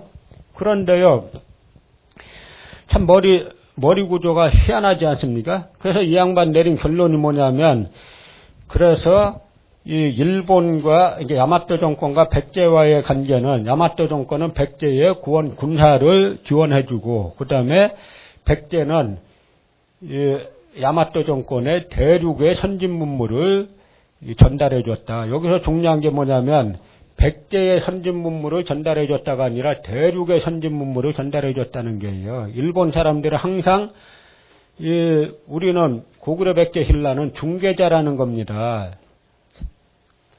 한국사 정체성론에 의해서 한국인들은 역사 발전 능력이 없다고 보잖아요. 그러니까 고구려 백제 신라의 발전된 문명을 전달해 준 게 아니라 대륙의 걸 갖다가 전달해 주는 간이정거장이었다. 중개상이었다. 이 이야기예요. 그러면서 또 한편으로는 백제를 선택한 이유는 이 고구려는 당시 중국에 북조하고 가까워서 남쪽으로는 가기 어려웠고 그다음에 백제는 중국의 남조하고 지리상 가까웠고 신라는 백제의 도움이 없으면은 중국 남조에 가지도 못했다. 이렇게 써놨는데 이 사람은 삼국사기 자체를 안 봤어요. 삼국사기에 보면 고구려 백제 신라가 다 중국 북조뿐만 아니라 중국 남조의 양나라, 아까 수나라에게 말한 진나라에 사신 보낸 기록이 무수히 나와요. 신라는 그러면 백제 도움 없으면 중국에 그 사신도 못 보내는 그러니까 철저하게 일본인의 관점으로 다 바라보고 이렇게 써놓고 나서 이 사람 논리는 뭐냐면 이 임나일본부는 이따시만하게 그려놓고 나서 임나일본부는 이 야마토 정권이 지배한 게 아니라 백제가 지배했다. 그런데 이 백제는 아까 뭐라고 썼습니까? 야마토 정권과의 관계에서 백제가 일관되게 추구하던 것은 군사원조였다. 결국 무슨 이야기예요? 야마토 정권이 백제의 상국이라는 이야기죠? 그런데 이 사람 논리는 야마토 정권이 군사력은 강했는데 문화가 좀 약해서 아주 국가 단계로 발전 못했기 때문에 대륙의 선진 문물이 필요했다 이거예요. 아니 전 세계에서 어느 나라가 군사력은 막강한데 제철 기술도 없고 철도 만들 줄 모르고 그다음에 문화는 뒤떨어져 있고 전 세계 역사에 그런 나라 봤어요? 유목민족은 가능하자면 가능할 수 있죠. 유목민족은 끊임없이 이동하니까 예를 들어서 만주족이나 몽골족 같은 그런 유목민족 역사에서는 농사를 안 지니까 가능한데 이게 다 농경민족 아닙니까? 농경민족 역사에서 어떤 나라가 모든 문화가 다 발전해갖고 그 문화의 가장 하이테크가 뭐예요? 군사문화죠. 미국이 세계 지배하는 게 군사문화 갖고 지배하는 거죠. 그런데 군사문화가 발달하면 다른 게 모든 게 다 발달하는 거예요. 그렇지 않습니까? 패션도 미국이 프랑스 이탈리아하고 세계 유리 다투고 있잖아요. 예술도 그렇고. 다 모든 것이 군사력이 발달하면 딴 게 다 발전한 거죠. 군사력은 아주 미개한데, 군사력은 강한데 문화 수준은 아주 떨어지는 나라. 이건 왜 그러냐면 무슨 수를 써서라도 임나일본부가 여기 있다는 걸 갖다가 전제하고 논리정지하니까 이게 나오는 거예요. 알아보니까 이 사람 박사 논문을 갖다가 이 미주노란 인물이 심사를 했는데, 이 미주노란 인물은 누구냐면은 아까 말씀드린 신공항 후에 사만 정보를 사실로 믿는 인간이에요. 근데 이 인간이 이 박사 논문을 일본에서 길천 홍문관에서 출간해 줬는데 그 출간변을 썼어요. 뭐라고 썼냐면, 이 사람이 와가지고 역사교육과 교수가 된 걸 보고 일본에서 놀란 겁니다. 일본에서 일본고대사 연구에서 학위받은 사람이 한국 와서 자리를 잡다니 자기는 깜짝 놀랐다. 그런데 일본에서 일본고대사를 발열정자 썼어요. 올바르게 연구한 이 사람이 앞으로 한국 가서 연구도 하고 강의를 하면서 학생들을 가르치면서 올바른 한일 고대사를 가르쳐가지고 아주 바람직한 한일 관계를 만드는데 기여했으면 좋겠다. 신공항 후에 사만 정보를 사실로 믿는 이 인간의 머릿속에 올바른 일본 고대사가 뭡니까? 일본이 고대 야마토 정권이 한반도 남부를 지배했다는 거죠. 이래놓고 나서 그 이야기 했더니 고소했어요. 그러니까 제가 한번 대한민국 사법 판단을 이번 기회에 한번 받아보자. 잘됐다는 겁니다. 전 공론화 좀 하자는 거예요. 해가지고 당신 그럼 당신 주장하는 이게 삼국사기엔 왜 하나도 안 나오고, 이 사람 그림대로 보면은 예를 들어서 백제가 여기 임나를 갖다가 이 정벌을 했으면은 국경이 붙어 있지 않습니까? 백제가 편입해서 자기네 군현으로 만들면 되지. 뭐하러 이걸 또 다른 세력으로 두고 앞뒤 맞는 게 하나도 없잖아요. 그러니까 식민사관이란 게 다 이런 겁니다. 다 자기 정신 파탄, 아무런 사료적 근거가 없고, 그리고 오직 일본 구구파의 관점으로 바라보거나 중국 동북공정 관점으로 바라봐서 자기 역사를 팔아먹는 거예요. 그런데 이 나라는 그런 사람들은 대한민국 국민 세금을 다 가져가고, 우리 같은 사람은 자기 돈 털어가지고 공부해야 되고, 이게 나라냐 이거예요. 프랑스 같으면 어떻게 되는지 아세요? 당장 감옥 가요. 왜냐하면 나치 찬양 아닙니까 이게. 일제 식민지배가 좋았다는 이야기 아니에요.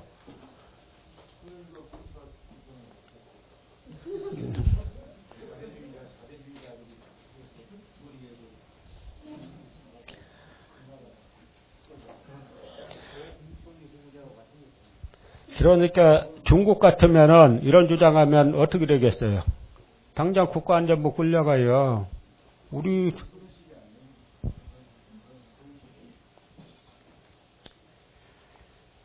그러니까 지금 이제는 우리 앞에 놓인 문제는 이겁니다. 이제는 우리가 이 노예역라고 하는 게 다 노예 관점에서 바라보는 거잖아요. 일본인들은 식민사학을 할 이유가 있지 않습니까? 여기 영국이 지배할 목적으로 하는 거잖아요. 중국이 동북공정하는 이유가 있지 않습니까? 중국이 동북공정하는 이유는 뭐예요?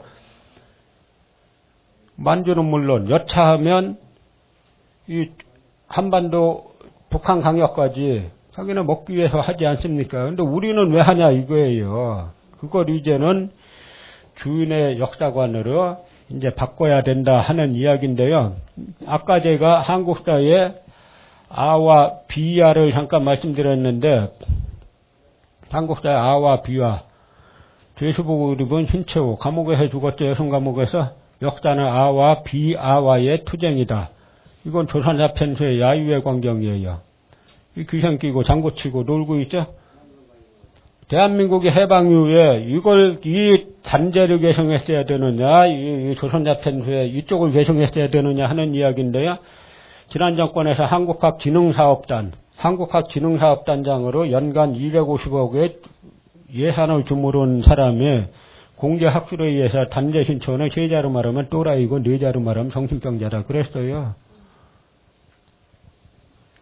그런데 저는 이 사람들 이렇게 하다 보면은 일본을 그렇게 좋아한다는 건데, 이게 이 도쿄 일일신문 1937년 12월자에 보면은 이 두 놈, 일본군 소위 두 놈이 중국인 100명의 머리 베는 시합을 했어요. 그래갖고 요 놈은 106명의 목을 뱉고 양소위가 이 노다라는 놈은 105명의 목을 뱉어요. 이게 신문에 버젓이 났어요, 자기네가. 이거는 남경학살 때 산 사람은 매장하는데 웃고 있지 않습니까? 이것도 펴는 거예요. 또 하나 이거 보면은 세계사의 아와 비아. 이게 당시에 일본하고 나치 독일하고 무솔리니의 이태리하고 세 나라가 파시스트 국제동맹을 맺었어요. 그래서 동맹국이니까 히틀러 유겐트, 히틀러 소년단이 일본까지 와가지고 야스쿠니 신사에 참배하는 겁니다. 아베가 딱 여기서 하나도 안 바뀌었죠? 우린 여기에 있을 건지, 이게 1940년 한국 광복군 결정될 때 한중 순회, 이 파시스트 동맹하고 한중 이 순회하고 우리는 어느 쪽에 있을 건지, 이게 백범 김구구 지청산 장군이고 중국인 순회부들인데 어느 편에 있을 거냐 하는 이야기예요. 해방공간의 아와 비아. 얼마 전에 모방송 이사장 하는 분이 일제시대 중산층 이상은 다 친일했다 그랬죠? 여러분, 독립운동도 물론 막노동하는 분도 할 수 있고 시골에서 농사지는 분도 물론 할 수는 있지만 독립운동이나 이런 건 기본적으로 지식인들이 하는 겁니다. 그 당시 지식인이라고 하면은 그 당시로 치면 중학교 이상 정도, 중고등학교 이상 정도의 교육을 받아야 돼요. 그 정도 받으면 지금으로 치면 대학원 이상 하는 걸로 치는 건데, 1940년대 일본에서는 조선총독부에서는 어떤 법을 반포하냐면 사상범 예방 구금령이란 법을 반포해요. 사상범 예방 구금령이 뭐냐면 이렇게 눈빛이 살아있네. 너 일로 와. 해가지고 너 눈빛 살아있는 거 보니까 독립운동 할 가능성 있네. 감옥에 쳐넣어요. 사상범 예방 구금. 아무 일본 악법에 의해서도 아무 행위로 안 했는데 예방 차원에서 구금해요. 그래서 1차 2년까지 집어넣을 수 있어요. 그리고 2년 있다 다시 심사합니다. 아직도 이 눈빛이 살아있네. 2년 더 살아. 죽을 때까지 집어넣을 수 있어요. 그래서 많은 사람들이 감옥에 갔는데 해방되고 나서 풀려나온 사람들 다 머리 빡빡 깎여 있지 않습니까? 그래서 바로 이 자리 서대문 형무소, 마포에도 형무소 있어서 마포 형무소, 대전 형무소, 신의주 형무소, 여기저기 형무소에 가득가득 차 있었습니다. 사상범 예방구금으로 실제 한 행위한 분들도 있고 행위 안 했는데 예전에 했다거나 지금 할 우려가 있다거나 보는 책을 보니까 보는 책이 좀 민족 어쩌고 저쩌고 나온다거나 하면 예방했어요. 그런데 우리가 해방 이후에 어떻게 됐습니까? 요때 잠깐 반민특위 잠깐 활동하다가 좌절되고 나서 이 사람들이 되레 정권을 잡았죠. 그런데 저는 역사 연구하다 보면은 이 쌍공 정의형 선생이란 분이 계시는데 이 쌍공 정의형 선생은 그 정의부 만주에 참의부 정의부 신민부가 있었죠. 이 참의부 정의부 신민부 이 3부는 다 자기네 행정기관도 있고 그다음에 이 의회도 있고 그다음에 사법부도 있고 무엇보다 중요한 군대 군부가 있었어요. 그중에 이제 참의부는 대한민국 임시정부 육군 주만 참의부입니다. 정식 명칭이. 근데 이 정의부 중대장으로서 국내 들어와 가지고 국내 진공작전을 압록강 건너 가지고 국내 진공작전을 여러 차례 펼쳤던 분인데 그래서 해방 때까지 18년 이상을 옥살이 한 분이에요. 일제시대 오군 10년 이상 살기 힘듭니다. 되게 이제 특히 사상범 가혹하게 다루기 때문에 10년 이상 못 살고 대부분 다 옥살을 해요. 근데 이분은 해방 때까지 살아남으셔가지고 해방 이후에 뭐라 하냐면 좌우 합작 운동을 하고 이제 중독파 운동을 하다가 이제 미 군정 때 관선위원을 합니다. 근데 관선위원 하는데 이때 바로 이분이 친일파 처벌법을 만들어요. 관선위원 때 미 군정하에서. 그런데 친일파를 어느 정도 범위로 할 거냐 하니까 이분이 주장한 게 뭐라고 하냐면 이 형사처벌은 최소화하되 공민권 제한을 대폭하자. 그러니까 선거권과 피선거권 제한을 일정한 기간 동안에 광범위하게 해서 일제시대 때 공직에 있었거나 뭐 하는 사람은 다 선거권과 피선거권을 주지 말자라고 하니까 그때 관선위원회도 친일파들이 여러 들어와 있었죠. 뭐 누구까지 할 거나 빈정빈정 됩니다. 그러면서 이 선거권과 피선거권 이야기하니까 그러면 그러니까 입후보할 자격을 주지 말고 투표권도 주지 말자 하는 이야기죠. 그러니까 이 입후보할 자격만 주지 말고 이 투표권은 주는 게 어떠냐라고 하니까 너무 광범위하지 않느냐라고 하니까 쌍공 정의영 선생이 그렇게 하지 않으면 그들이 정권을 잡을 것이다. 딱 예언해요. 정확하게 그대로 됐죠.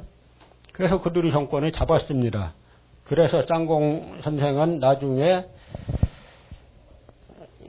뭐 이제 그 부산 피난 내려갔다가 결국 이제 그 서울로 전쟁 끝날 무렵에 올라와가지고 이제 쓸쓸하게 세상을 떠나셨는데요. 이들이 다시 이제 정권을 잡은 결과 우리나라의 모든 문제점 가보면 다 이 친일 문제에 가다 있어요.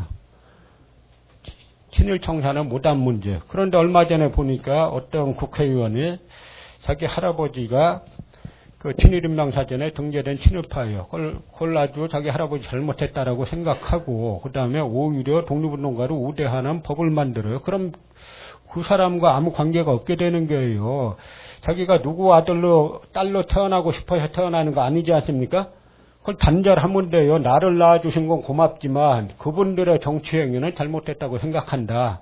난 오히려 그분들의 그런 잘못된 정치 행위로 쌓은 부가 있다면 이걸 좀 속죄 차원에서라도 좀 독립운동가 후손들에게 돌려드리는 작업을 하고 싶다. 그럼 존경받아요. 여러분 같은 박수 안 치겠습니까? 그런데 자꾸 그걸 갖다 합리화하고 마치 이제 독립운동 했다는 듯이 이렇게 나오니까 계속 이제 갈등의 골이 깊어지는 건데요. 그쪽 분들도 그렇게 나오면 안 되는 거예요. 그 잘못한 건 잘못했다라고 하고, 그리고 전 세계 어느 나라가 됐든지 간에 이 보수의 핵심 가치는 뭡니까? 애국이에요.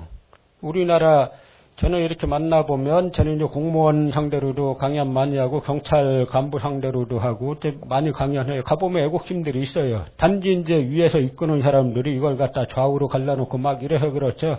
애국이라는 건 보수가 지켜야 할 가장 기본 가치입니다. 보수가 그야말로 지키자는 거잖아요. 지킬 것 중에 가장 큰 가치가 이 나라 아닙니까? 근데 어찌 나라 팔아먹은 세력이 보수가 될 수 있다는 이야기예요. 그건 대단히 잘못 가는 거죠. 그래서 우리가 나름의 이 뚜렷한 주인의 역사관을 가지고 이런 문제를 다 이제 풀어나가야 되는데 마지막 이제 정리를 하면은 이게 전부 다 한사군은 한반도 북부에 있었다. 한사군 한반도설, 한사군은 고대 요동에 있었다. 중국 고대 사료에 다 그렇게 나와 있어요. 임나일본부는 한반도 남부로 지배했다. 이게 삼국사기 초기 기록 불신론인데 고대 일본은 백제의 담노였다. 일본 지배층들은 전부 다 한반도에 사간 도래인이에요. 그 일본 서기에 어떤 기사가 나오냐면 백제가 660년에 그 수도가 함락되지 않습니까? 그런데 백제 부흥을 위한 마지막 전투는 663년에 벌어져요.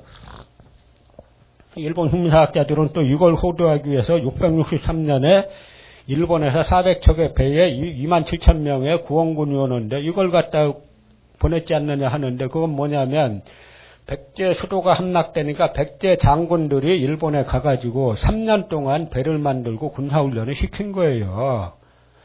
그래서 3년 후에 저 지금 금강하구로 유추되는 백촌강에서 이 백제 부흥군하고 그다음에 나당연합군하고 붙은 결과 백제 부흥군이 지면서 백제가 멸망하는 건데 이 백제 부흥군을 누가 지휘하느냐? 부여풍이지휘예요. 일본에 갔다가 귀국한 이 의자왕의 아들 부여풍이 지휘합니다. 그러니까 일본은 그 당시에 위하로로 보나 저하로로 보나 그 백제의 한 지방 세력 내지는 후국, 제후국이에요. 한국에는 역사 발전 능력이 없었다. 이게 한국사 정체성론이고 식민지 시대 때 우리가 그래서 발전했다는 식민지 근대화론. 이거 하는 사람들은 다 프랑스 같이 감옥에 보내야 돼요. 프랑스, 유럽 얼마나 사상의 자유를 다 용인하지 않습니까? 모든 사상을 다 용인하는데 그런데 나치 찬양하면 감옥 보내고 인종차별하면 감옥 보내요. 우리도 이거 감옥 보내야 됩니다. 그 법 제정 운동을 해야 돼 이제는. 예. 그래서 이제 노예 역사관을 버리고 주인의 역사관으로 20세기를 열지 않으면, 저는 요즘 아까 동북아재단에서 이 국경 가지고 한 그걸 보세요. 이 사람도 우리나라 위기에 빠지면, 지금 이 나라 국채가 유지되고 있는데도 저쪽 가서 붙고 있는데 위기에 빠지면 어떡하겠어요. 이 우당외영 선생 부인인 이윤숙 여사가 전 서간도 시종기 보면 망명 무렵에 1911년 초에 중국으로 망명하면서 쓴 글에 뭐라고 썼냐면, 친일파들은 기세가 등등하고 이렇게 썼어요. 그때 되면 여러분도 지금 생각하면 뭐 친일파들이 자기네 숨어서 이랬을 것 같아. 천만의 말씀에 기세 등등해서 독립운동 때려 죽이려고, 독립운동 한다는 인물들 때려 죽이려고 몽둥이 들고 다녔어요. 제가 마지막 노론당수가 이완용이라 그랬죠.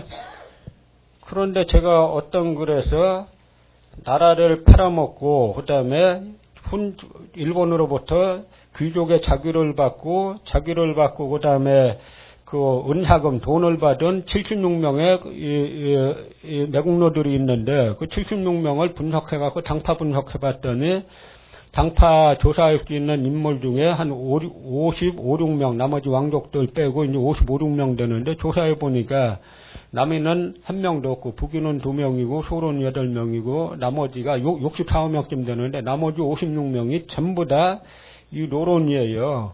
그래서 그 명단을 발표했더니, 그 다음에 엄청 공격이 심해졌습니다. 그런데 그 명단 아는 거 어려운 일이었느냐? 전혀 아니에요. 그 당시 조선 귀족 열전, 자기네가 책을 펴냈어요. 조선 신사 대동보, 거기에 당파 다 써놨어요. 자기네가. 이해가 잘 안 가시죠? 왜 써놨는지? 왜 써놨겠어요? 자기네가 천년만년 갈 줄 알았어요. 미당인지 말당인지 시인이 그랬지 않습니까? 왜 친일수술 하십니까? 하니까 뭐라 그랬어요? 아, 일본이 그렇게 쉽게 망할 줄 알았나?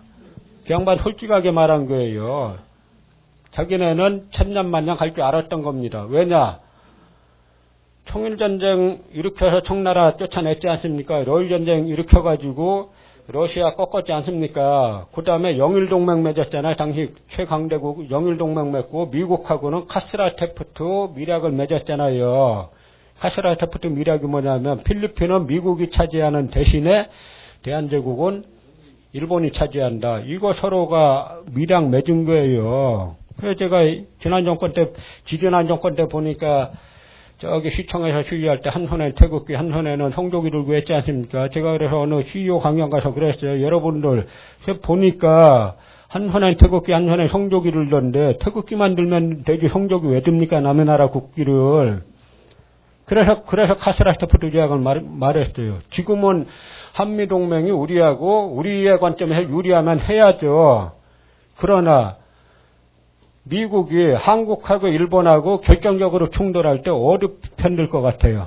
가봐야 알겠지만, 원래 지금 일본의 요 말씀까지만 하고 이제 정리하겠습니다. 여러분도 이제 하니까 반 이상 앉아있고 꽤 힘드실 거예요. 근데 미국이 원래 2차 대전 이후에 동아시아 전략을 어떻게 짰냐면, 중국에서 장개석 정권이 승리하는 걸 전제로 중국을 소련의 공산주의 세력의 남하를 막는 이 전진기지로 중국을 설정하고, 일본의 철저한 전후 세력 군국주의 청산을 하는 게 미국의 계획이었어요. 그런데 예상과 달리 모택동이 이겼지 않습니까?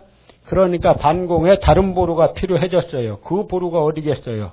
한반도 아니에요. 한반도 버렸어요. 일본을 삼았어요. 일본은 반공의 보루로 삼아가지고 그때 역호수 정책이라고 하는데, 정책을 바꿔가지고 그때까지 감옥에 있던 A급 전범들 다 석방시키고, 처음에는 미 군정에서 공직 추방령을 내렸어요. 이 전범들에게. 공직 추방령을 전부 다 해제해가지고 이 구급파를, 전범들을 갖다가 그대로 정권을 잡게 한결과 자민당 체제가 그래서 나오는 거예요. 이야기는 뭐냐면, 일본하고 우리하고 지금 중국하고 분쟁이 붙으면 미국이 우리 편 들죠. 그때는 우리에게 고마운 존재죠. 그러나 일본하고 우리하고 결정적으로 둘 중에 하나를 선택해야 되면 미국이 저는 일본 선택할 걸로 보지 여기 선택할 걸로 안 봐요. 그러니까 미국은 우리의 지금 필요한 우방국이죠. 사이좋게 지내야 돼요. 그러나 사이좋게 지내는 게 우리나라 국내 문제 갖고 시위할 때 성적이 흔드는 건 아니지 않습니까? 이것도 뭐냐면 우리 주인의 역사관으로 미국도 우리 객관적인 대상으로 보자는 게 중국도 그렇고 일본도 그렇고 친일은 할 수 있지만 충일 매국 이건 안 된다 하는 이야기죠. 그 모든 논리가 사물을 바라볼 때 역사를 바라볼 때 주인의 역사관으로 무장해야 된다라는 말씀을 드리면서 어떻게 뭐 질의응답 시간을 좀 가질까요? 시간 상당히 많이 지났는데 한두 번만 받을까요? 네, 좋습니다. 어떠세요? 잘 들으셨죠? 네, 뜨거운 박수 부탁드리겠습니다. 네, 감사합니다. 저기 앉아 계시 굉장히 힘드시죠?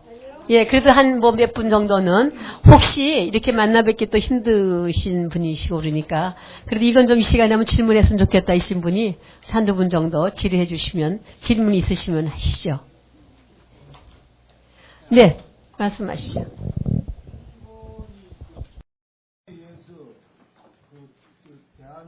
한반도를 지배해야 된다는 그런 그 정한론에 간단하게 좀 설명해 주시겠습니까?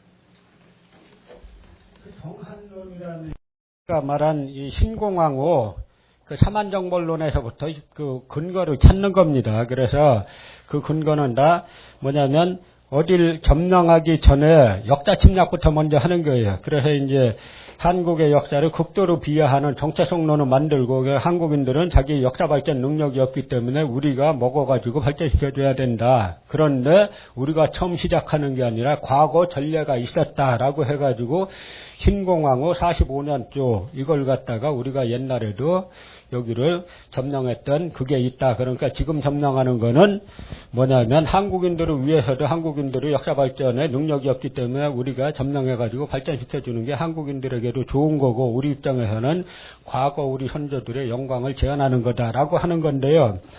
여러분 우리나라 국보 1호가 뭡니까? 남대문이 왜 된 줄 아세요?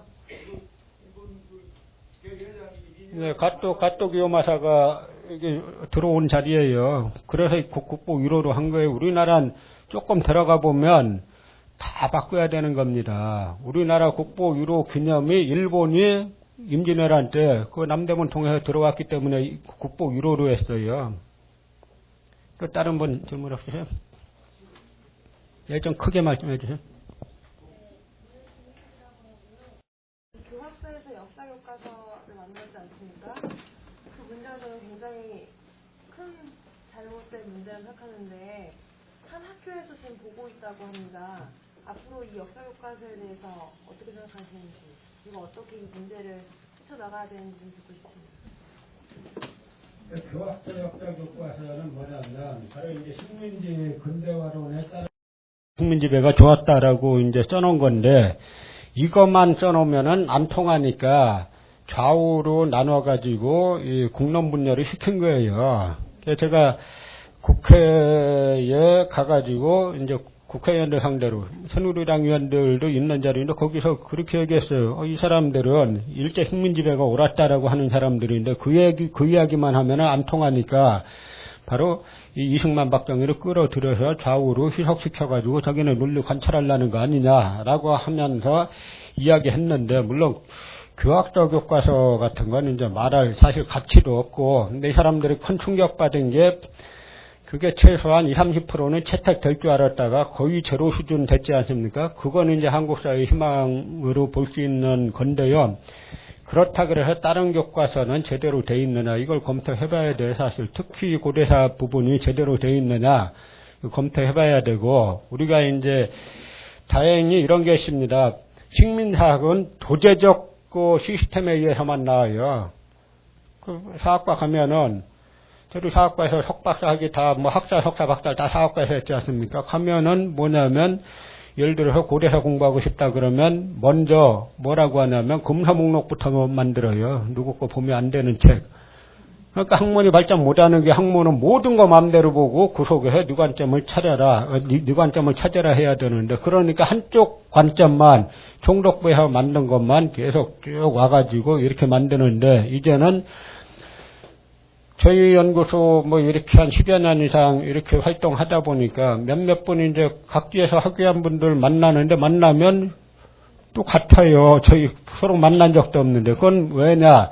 1차 사료를 통해서 공부를 깊게 하다 보니까 갖게 되는 겁니다. 그래서 그런 거에 상당한 이제 희망을 갖는데 또 어떻게 보면은 저희가 이 기회에 저희는 감히 이게 제3차 역사혁명 시기라고 부르는데요. 1차가 아까 성우익 선생이 했던 그 역사관이고 2차가 뭐 김교훈, 박은식, 신채호 뭐 이런 분들이 했던 2차 역사혁명이고 3차가 지금이라고 보는데 저희는 지금 저희가 실패하면은 영원히 식민사학으로 간다고 봅니다. 아까 저렇게 내부 깊숙이 들어와 있지 않습니까? 이 사람들이 모든 국가 권력, 역사 관련 국가 권력을 다 장악하고 있기 때문에 우리가 이 문제야말로 사실 나의 진짜 문제라고 생각하고 무엇보다도 시급한 문제라고 생각하고 이제 대응을 해야 됩니다. 그래서 저희가 또 다른 이제 보니까 아직도 저 사람들은 말하자면 확신범이기 때문에 안 바뀌어요. 강제 퇴출돼야지 자발적으로 절대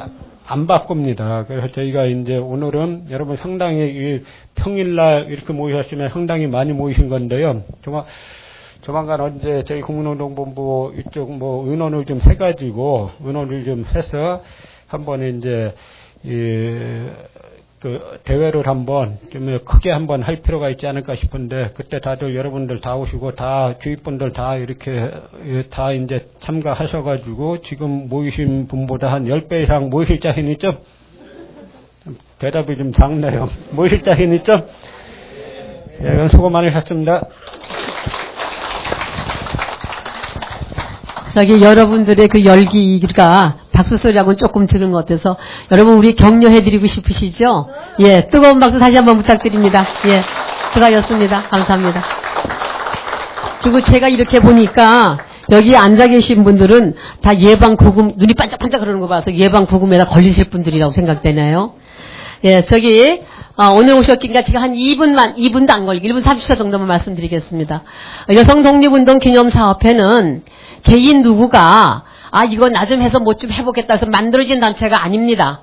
이건 사회단체예요. 그래서 우리가 역사를 모르는 민족에게는 미래가 없다라는 것을 우리 모두가 공감하지만 그 공감하는 곳에 나는 어느 주소에 서 있는가 하는 것을 우리가 함께 공유해야 되는 시대에 살고 있다고 생각합니다. 그런 점에서 아까 역사 교과서 문제도 얘기를 하셨지만은 우리는 120년, 100년 전에 나라의 독립을 위해서 싸워갔던 그들의 삶이 시대 정신이 독립이었다면은 지금 이 시대에 살고 있는 우리에게 시대 정신은 무엇인가? 이것이 오늘 여러분들의 고민이 되시기를 간절히 부탁에 마지 않겠습니다. 여러분들이 이미 가지고 계신 분들이시기 때문에 오늘 월요일임에도 불구하고 이 시간에 이렇게 많이 와주셔서 외롭게 투쟁하고 계신 우리 선생님 저렇게 이덕일 교수님을 여러분 응원해 주신 거 너무 감사드립니다. 이 시대에 왜 여성 독립운동가를 이야기하고 있는가? 우리는 여성 독립운동가 하면 유관순 열사 노나밖에 몰라요 아직은. 그러시죠? 네, 그렇지 않는 건. 의병투쟁을 한 여성 독립운동가도 많지만은 또 이 자리에는 우리 김진우 선생님 잠깐 일어나시고 우리 노광심 아드님 잠깐 일어나보세요. 이 두 분은 여기 손주분들이 와 계세요. 잠깐 일어나셔도 괜찮아요. 정정화 선생님이 여성 독립운동가 여기 지금 사진에 보면 팔쪽에 나와 계신 분이 할머니세요. 그리고 여기 계신 우리 김일진 또 동료 여기 7쪽 두 번째 줄 네 번째 계신 분이 오광심 독립운동가입니다. 이런 분들이 아직까지도 그 다음에는 없어요. 후손들이 지금 나와 다니는 분들이. 그래서 여러분들이 함께 이런 데 오셔서 같이 응원 주시길 바라고 왜 여성 독립운동가는 한 말씀만 드리겠습니다. 아까 조금 전에 말씀 올린 것처럼 유관순 하나밖에 모르는 것은 가부장제 문화 속에서 여성들이 한 역할이 역사적으로 평가받지 못한 이유입니다. 여러분들 그거 잘 아시죠?